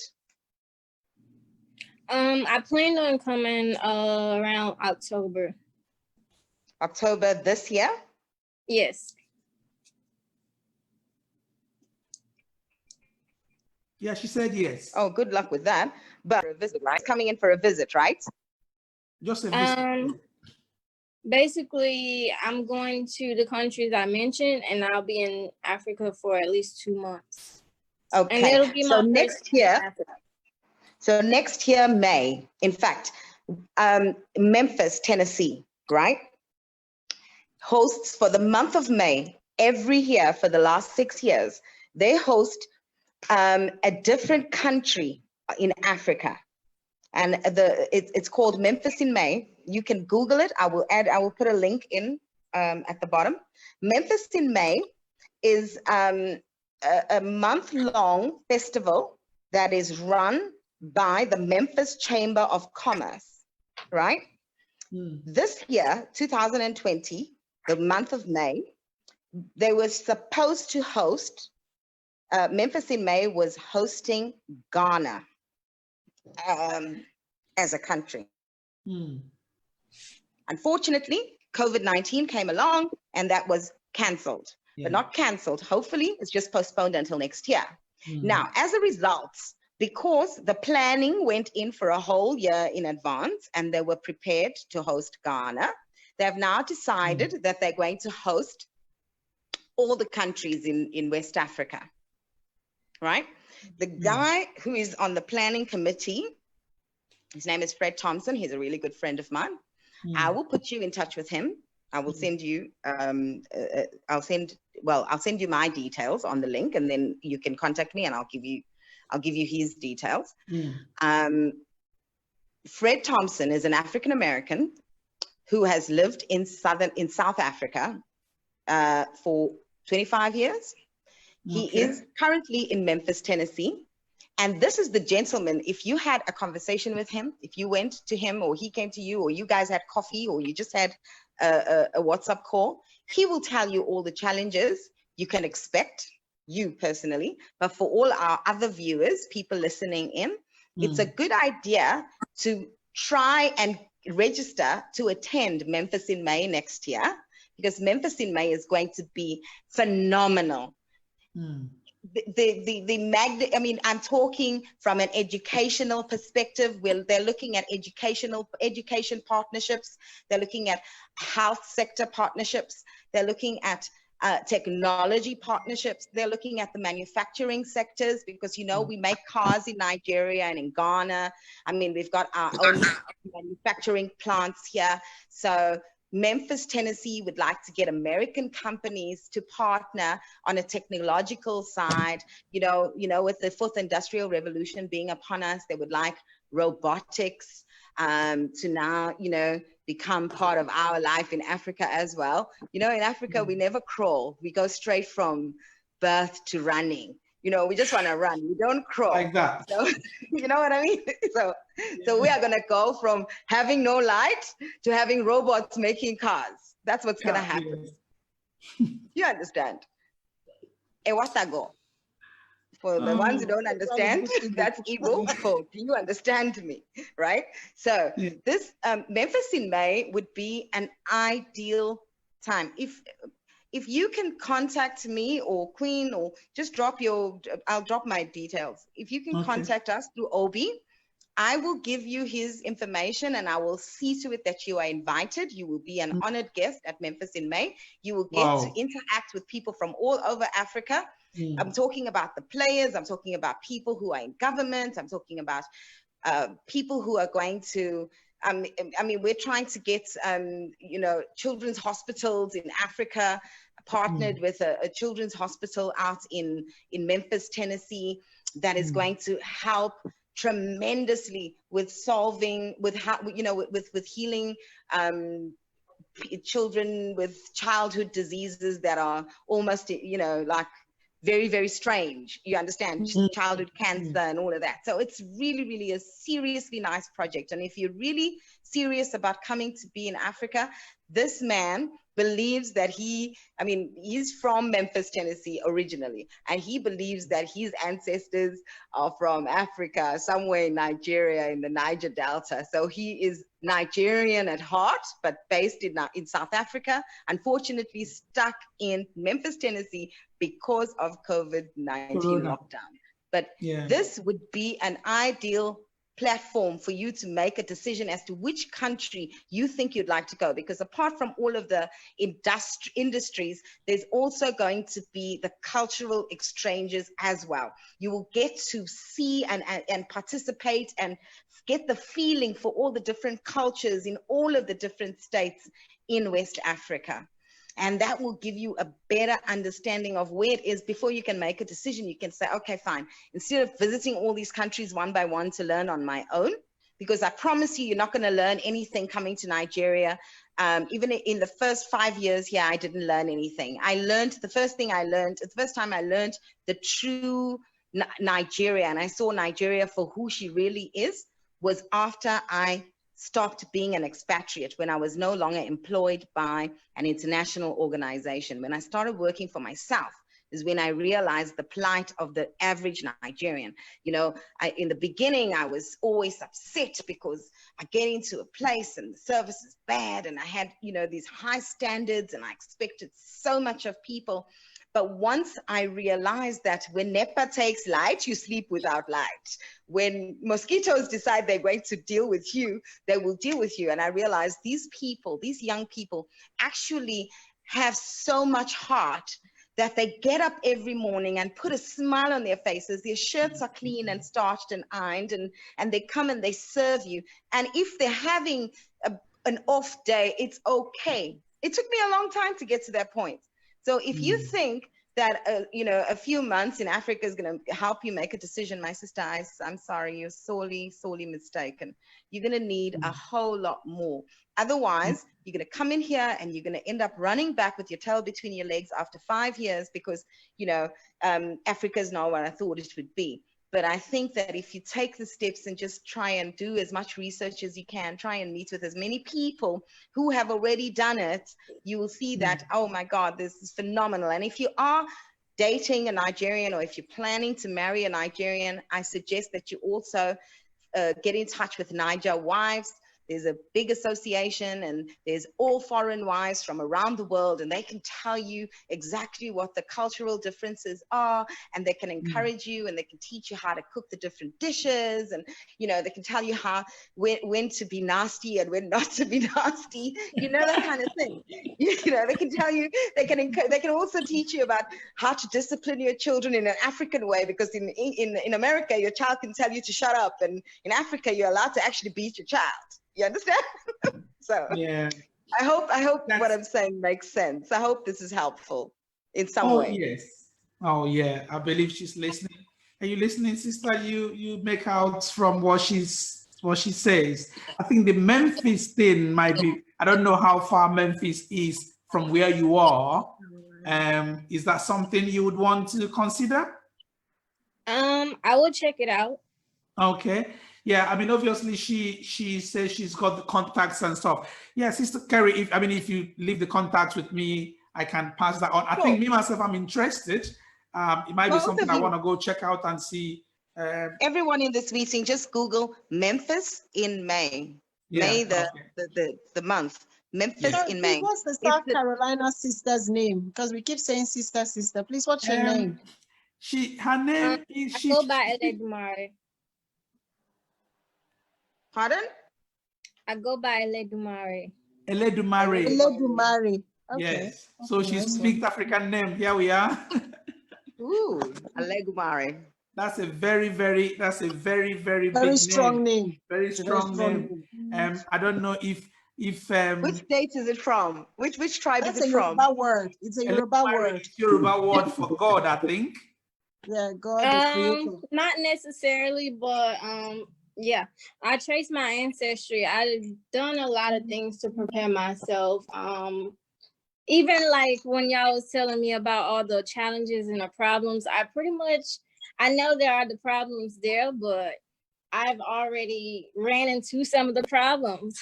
Okay. And I haven't even been there yet. So that haven't made me scared, because I know where I belong. Yeah. I'm that type. I know where I belong. So can't nothing make me turn my back on where I, home. I have to go home. Oh, There's no ifs, ands, or buts about it.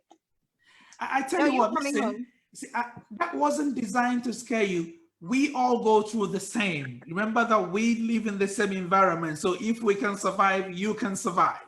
Exactly. It was just to prepare your mind, really, just to get you thinking, got to get you to know. So we don't just, paintbrush everything as if everything is gold and streaming, and then you go, but listen, God never told me about this, or Queen never told me that, listen, so that's why we're trying to just make sure you get everything in, not just you, right. And every other person listen as well would know that, look, in as much as there is the good side, there is the bad side, and that is applicable anywhere in the world. Anywhere in the world. Okay? There's also another project she should look into. It's a UN initiative called A Decade. It's just, please get this down, Obi. Decade for people of international, International Decade for People of African Descent, IDPAD. IDPAD. It's a UN initiative.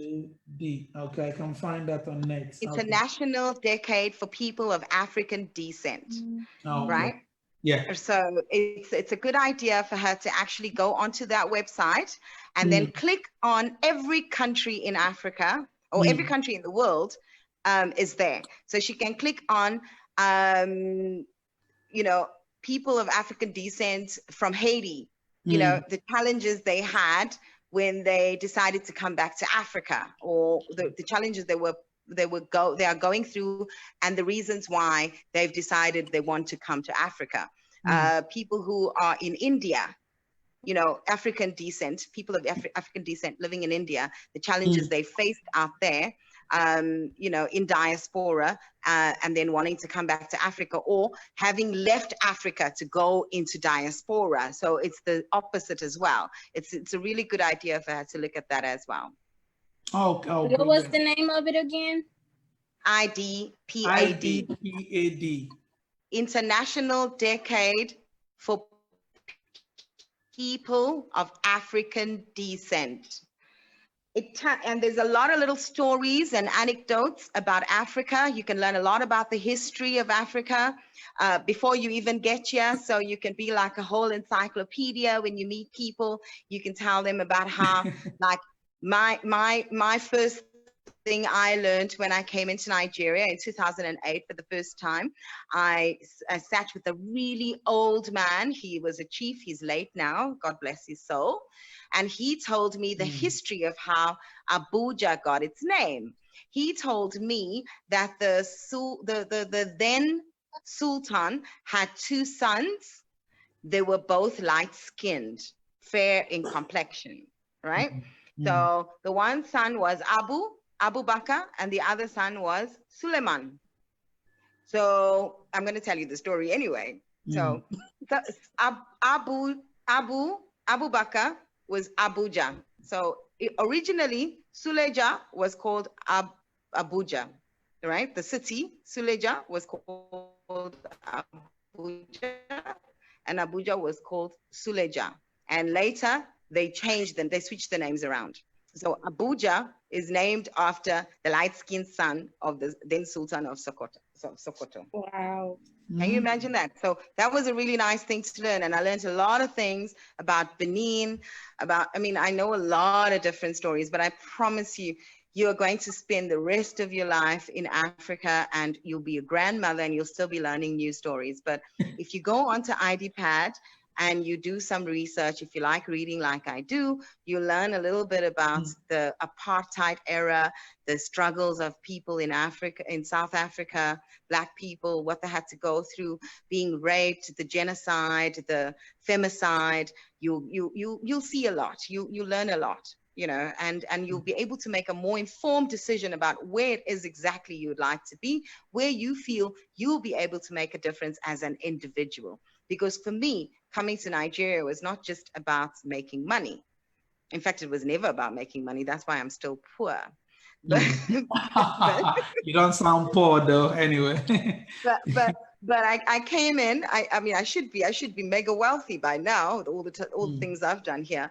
But I came in wanting to make a difference, and you know, fortunately, what I do, I can make a difference. I still feel like I'm making a difference every single day. So kudos to anyone who wants to come back home. Just know that the things that you learned growing up, like how to clean a pool, how to backwash the pool, those are all skills that are needed in Nigeria, because we are just getting to a phase now where we are building pools. People want pools in their backyards.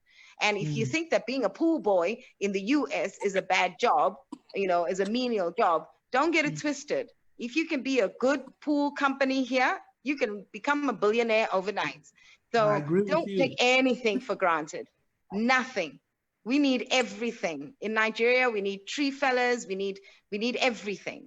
It's not just about farming. We have enough food, for crying out loud, you know, and we import what we don't have. I agree with you 110%. Thank you very much, Kerry. You've been brilliant tonight, I tell you. You should be the coordinator of this program, I tell you. And thank you, Queen, for bringing her in tonight. I must say, okay, I'm just gonna, I think Mosumola will be leaving soon. I just want to ask her whether she's got anything to say before she leaves. Meanwhile, I want to welcome Let's Get Talking. Thank you. I think we'll have one brother joining us tonight.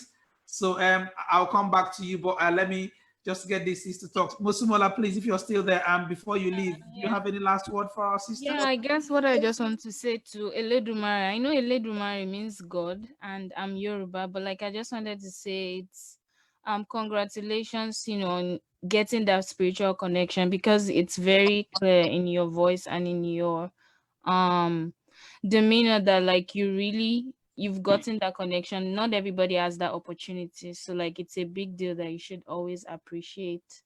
So yeah, I guess that's all I'm going to say. And no matter where you stay in Nigeria, just because I know you are Yoruba, obviously, but like no matter where you stay in Nigeria, just understand that, you know, the people there are welcoming, they're nice to you, they'll be nice to you, and be open-minded. And where your connection is may not necessarily be in the city, may not be in the eyebrow areas. Your connection may be somewhere deep in the village, right? And that may be where you get your fulfillment. So there's a book called Call Me by My Rightful Name by Isidore Okpeo, and it's about an African American man. He was in the US, and something kept disturbing him that you have to go back home, and all. And he was only able to rest until he went into Ekiti State. Ekiti State is in the hinterlands of Nigeria, like it's in southwestern Nigeria. But like there was this connection, right? That spiritual connection for him. So for people it's different, but it's for you, it's obvious that there's that spiritual connection. So I would just suggest like reading that book. Just what was the author's name again? Okay, so it is Isidore Okpeo. Cool. Could you write it right down in the comment section, so because that's going to be difficult for her to grasp. If you can, please just write on the comment section so that she can pick that up from there, please. Yeah. If you don't mind, thank you. Or you can send it to me later, then I get her, send that to her, whichever one works for you. All right. So I'm just, like I said, I'm welcoming a brother from UK here. Let's Get Talking. Thanks for joining us. I know you understand what we're talking about. You joined so late, but our topic remains the same, which you've been aware of. So if you have anything at any point in time to say to our sister and those brothers in America who wants to come to Africa. Do you have any message for them? There are so many of them will be listening after this and now as well. Yeah, what I think one thing I'm gonna say one thing I think I need to tell is they need to travel to the motherland. I think that's the one key of it. It's not that you got to travel there, know how it goes. You can even, let's say you can take about, even if it's 1 year, 2 years to travel around the continent. So you get used to the environment yourself. You get used to how the businesses goes on there. So you get used to the people. So when you finally about to settle, at least you know you experience the area. So I think what we say, people who want to move back home, they need to go there, visit the land regular and get used to the environment. Because when you go and visit, that's when you start getting the ideas. That's when you start realizing the opportunities. So you go there, used to the land, get to know the people. Then you start thinking, actually, I can do this here. Actually, if I move to this country, I can do this here. So what our advice is, if you really want to move back to the continent, the best way to do it is go there yourself and experience the people, experience the land, experience everything. Then after that, you will actually decide what part I want to move to, or what this is what I'm gonna do when I move down there. So that's my little bit I got to say. Oh yeah, thank you very much for that. I mean, obviously because you joined late, we've talked about, they've advised our sister and most of those listening about obviously visiting is very important and all that. Can I have Queen to come in, please? Queen, have you got anything to say at this stage before I move to the next item? Just looking up, I thought you were itching to say something, really. No, at all. I mean, okay. Everything is being said in accordance. I mean, let me just say this. I think I'm enjoying this. The reason I'm enjoying this is that, I mean, our contributions tonight is not it's not only for our African American brothers. I'm learning things as well as we are here now. You see, I have projects that I want to run in Africa as well. And, you know, like Sister Kerry said, some connections that I need as well in respect to some of the things I have to do, I might find from this program she talked about in Tennessee, sorry, not Tennessee, Memphis, okay? She mentioned, and this other IDPAD as well. I need to look into that to see things I can get. So you see, we learn as time goes on. I mean, it's not just for that. We also in diaspora. So we also need to go home and get something going. So I appreciate all your thoughts tonight. So, I mean, like I said, I mean, apart from people who are watching this program now, from those of us who are here also, there are people, of course, this video will also be on our platform. People from different places will go up there to listen to it. That is the reason why I want us to touch on things that might not be needed here tonight.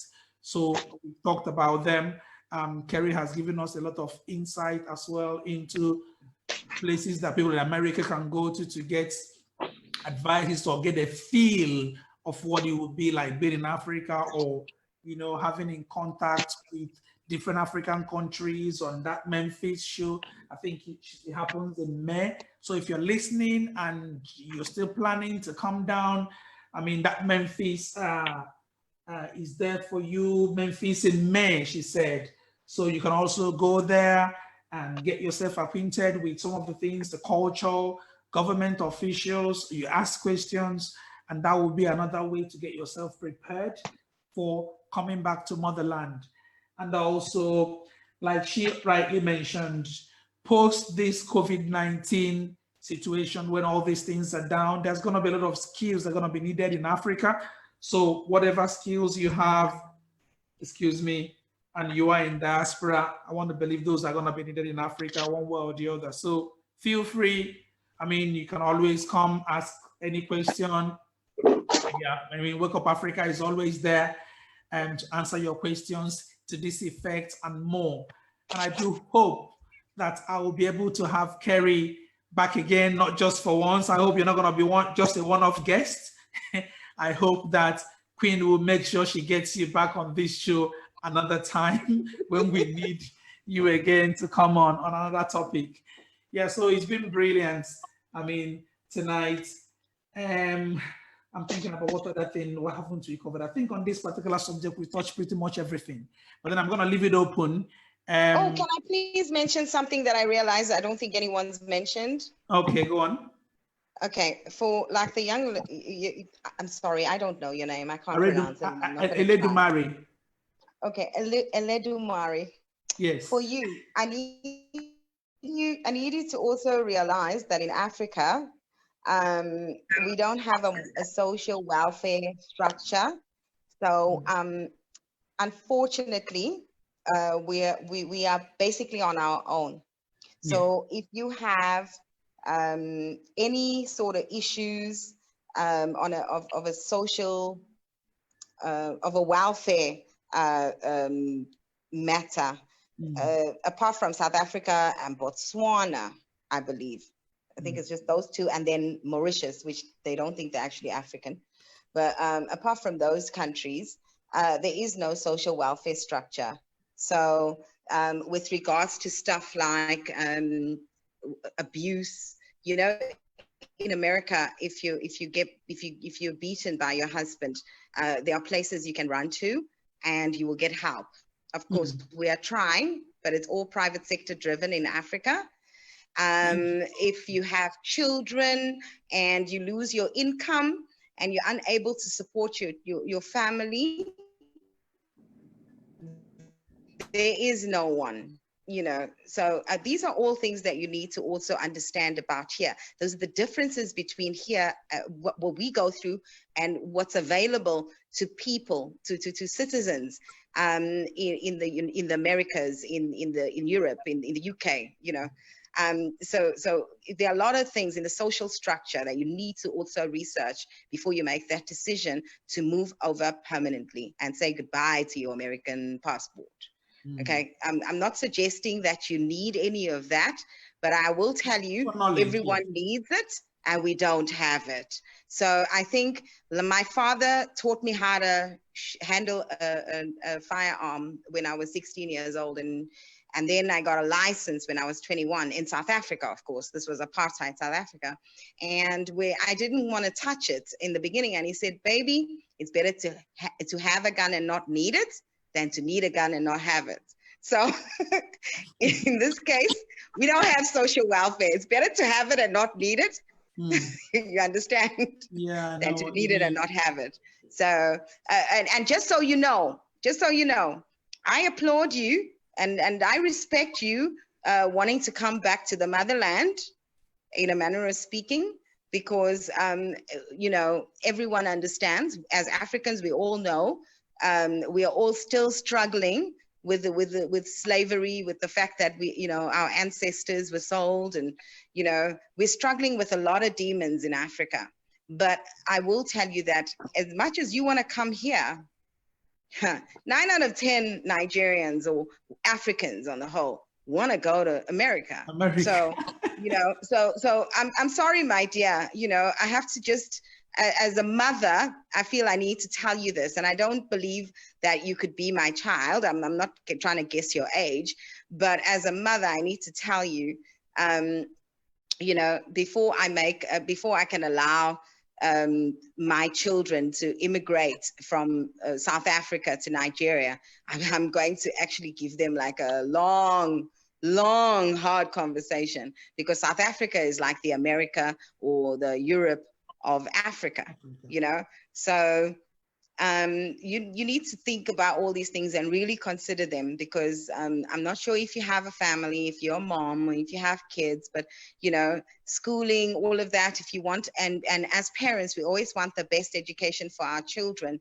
The best education costs a lot of money out here.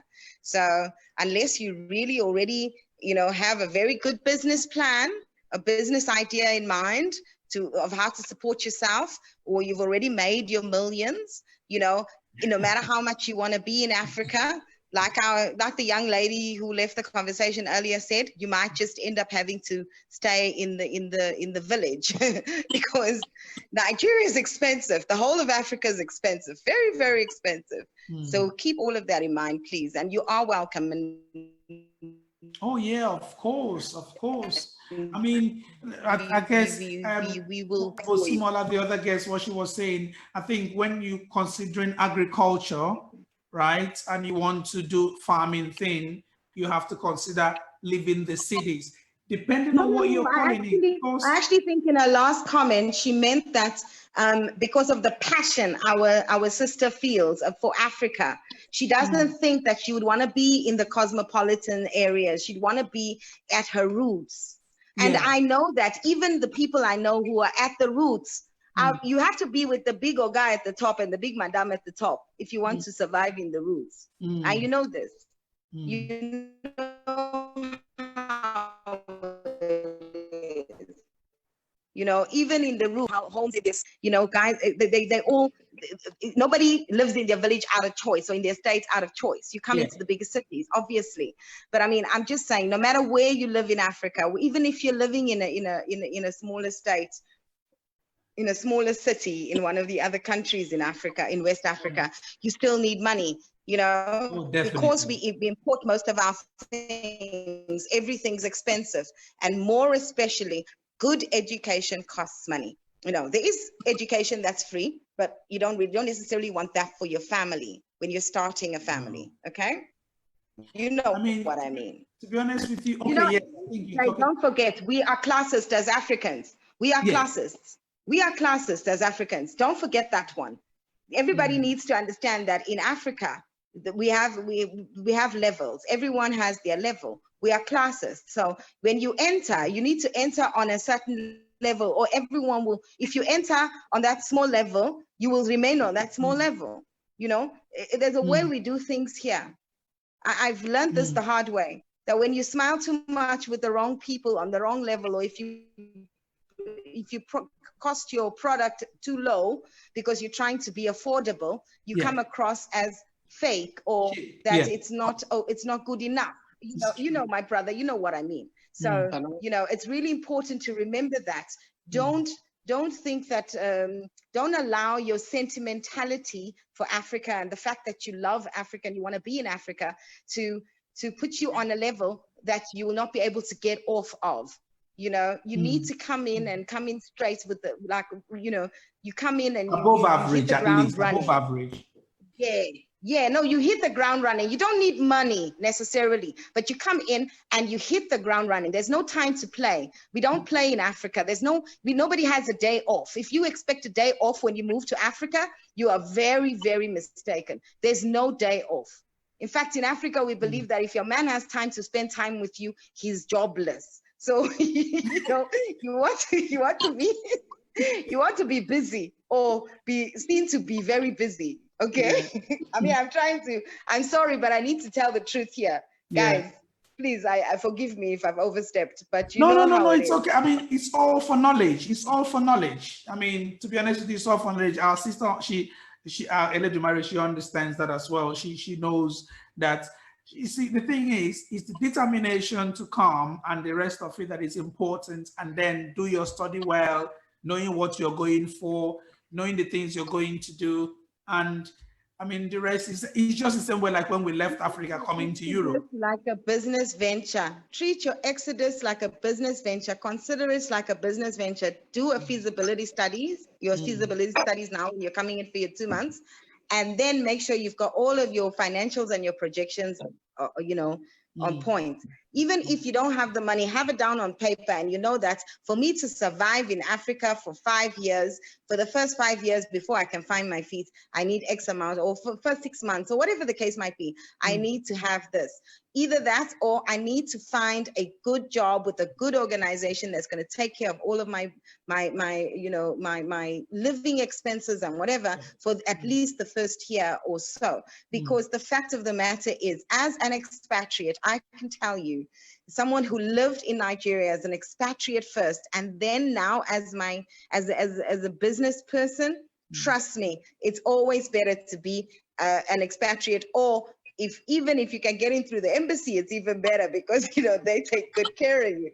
Because those little comforts that you think you don't need, once you're here, you will know that it's, you know that you miss them. You will miss them. The fact that you can, you know, that you don't need electricity in order to pump water. You know, these are things that I had to learn the very hard way. In the apartment that I'm currently in, if there's no electricity, the water will not run. So if it's not like from the nation's grid, I will not have running water. So as long as I'm on generator or inverter or solar, I do not have running water. And trust me, that's a problem for me.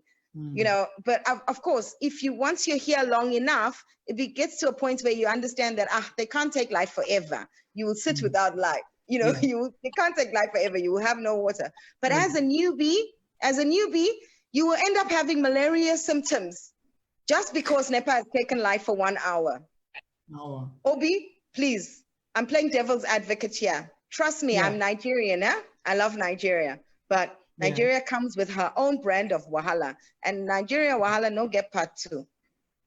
No, I agree with you. I wouldn't dispute that. See, that is the reason why what they need to do initially. I'm going to let you in. Let's get talking. I'm going to let you in for a minute. Let me just conclude this. That's the reason why when they come, they don't have to stay in one country for the starts. They need to do the homework of, you know, traveling around, checking out different countries, seeing which one suits them better, and then make their choice afterwards. I think that is the most important thing. So they can now test all. And I know electricity is better in Ghana than in Nigeria. I do. No, it isn't. Know that. No, it isn't. No, it isn't. It isn't. And it's more expensive as well. The tariffs are higher. The tariffs are higher. So you spend a whole lot more, and they still have power cuts. It's not any better. Okay. Let's get talking in, because you're from Ghana, brother. What do you have to tell us? I think I still, as our sister said, but what I'm trying to get to the point is, as we talking, we got diaspora people who are living in Africa now. We got a group of people who live, it's loads of them living now. So it's all come back to the same point I made. We know Africa is not developed country like that. We know the electrical, we know but as I said, you go there, you go and visit. So if you're gonna go, as I said, if it's gonna take you years, even if it's gonna take 3 years, you don't gonna pack your bags and live where you live and you don't know where you're going. So you go there, you find people. We got Americans, we got all types of people moving to Africa. So you're gonna meet people there and you're gonna speak to them. So it's not, so you're gonna go there, maybe visit this year, next year, go and visit. So maybe it's gonna take like 3 years, 4 years, but at least by 4 years time, you will know that. You will know the electric cut off. You will know everything around you. So you will adjust it. So as you just said, nobody gonna move to a country who they don't know anything. Then they're not gonna even survive. We know that. Even Africans moving to Europe, we need to find our way around. Or moving to America, we need to find out. It doesn't matter where you are. So it's not gonna take a 1 day, or it's not gonna take 1 year to pack your bags and move to Africa and everything is gonna be okay. As I said beginning, just go there, visit there. You're gonna meet the same people coming from different countries are based in Africa. If you go on YouTube channel, you see loads of them. So you're gonna go there, go as a holiday, go and visit the place as a tourist, see the people, talk to them, understand, come back to, if America or Europe, come back to Europe, work. So you got something in your head, so you're preparing. So by the time you get to the continent, you already know lifestyle. So even because you already visit, maybe even in your house, if you have to pay a little bit more to set up your own solar system, you will do that. So you will adjust the situation. You will know what you're capable of doing. You know, if I spend this money, I can have this type of house. If I spend this money, I can have this type of business, because you've been going there and you see the people and you know people, because people are moving there. So as our sister said, but it's gonna take a while. It's gonna take a while. It's not gonna, we wouldn't advise anybody to move to Ghana, move to Nigeria when we know Africa is poor and we know we're struggling. But if we got that mentality, as we said, that mentality is, if you take that mentality, then a long run, most of us gonna be staying in this side. But if we, then the Africa is gonna, and that's I think that's the mentality. Sometimes it's making us always over 100 of years since slavery. We're still there. We need to cut that, because a long run, at the end of the day, no one is gonna solve it for us. And it doesn't matter how damaged this Africa is damaged. It's up to me and all of us. So we know the problems are there, but we still need to go there. We just need to go there, and we need to be careful, see what's right, what's not right, how much money I'm gonna need, how did I do this? Slowly, slowly, you will get, because people are there, people are settled, people are running good business. I know people who are there who are making the money they're making when they're in Europe, in America, they couldn't even make that money. Okay. So it's possible.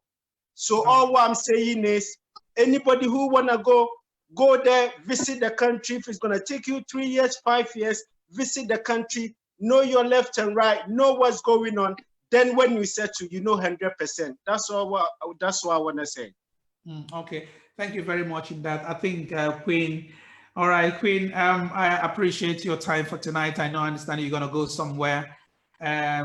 Just say your goodbyes to the team, and then obviously we hope to see you on our next program next weekend. That's fine. It's just your last word before you leave. Okay, Eledumare, I just want to keep encouraging you. I see you're determined, and please keep in touch. I would very much be happy to help in every little way I can. Because one thing I have learned is that no matter where you go into, I think they say when you go somewhere, you stand with one leg first like a chicken. You know, you just stand with one leg first before you're sure of your terrain and put the second leg down. And as I've said, you need always, wherever you go, into the indigenes of the land to guide you in. And if you do come to Nigeria eventually, if this COVID-19 will permit, do not hesitate to reach out. I will help in my own little way. It helps, no matter how little. And I wish you good luck. And yes, one more thing I wanted to mention. Please consider having insurance covers, whether international insurance covers or the ones in West Africa, because Nigeria, we have the insurance, we have accident covers, we have insurance covers.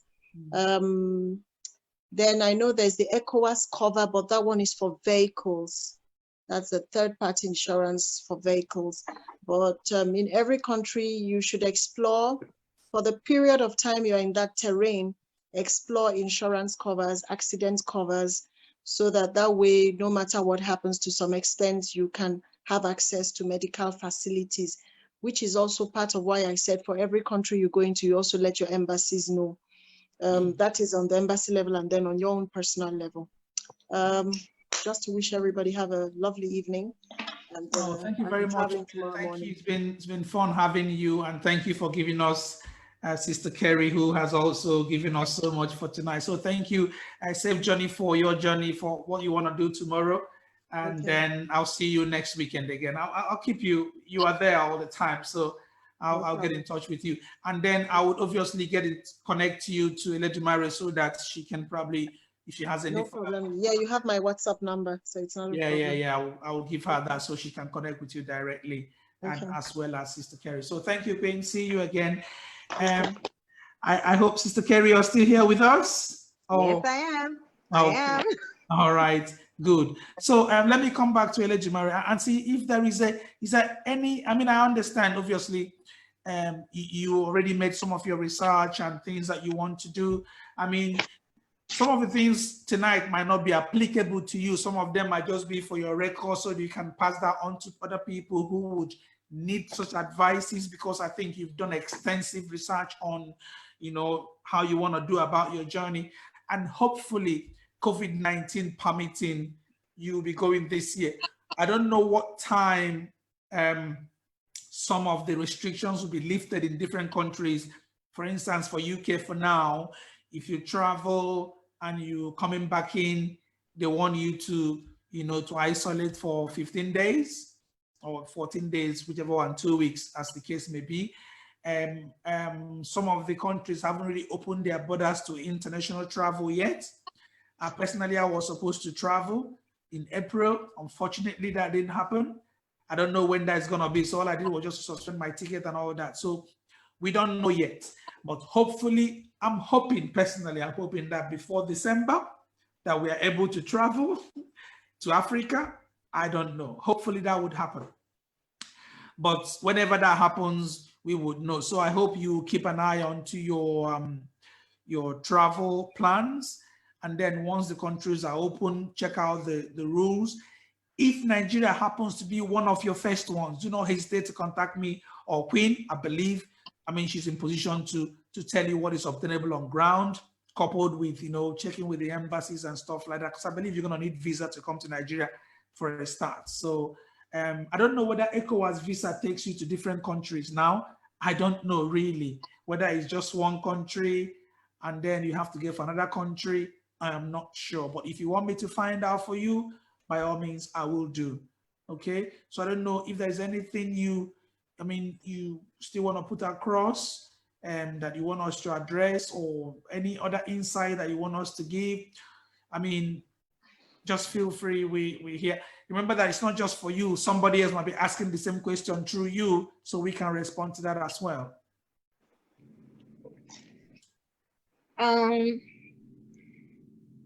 Not really. Not really. Not now.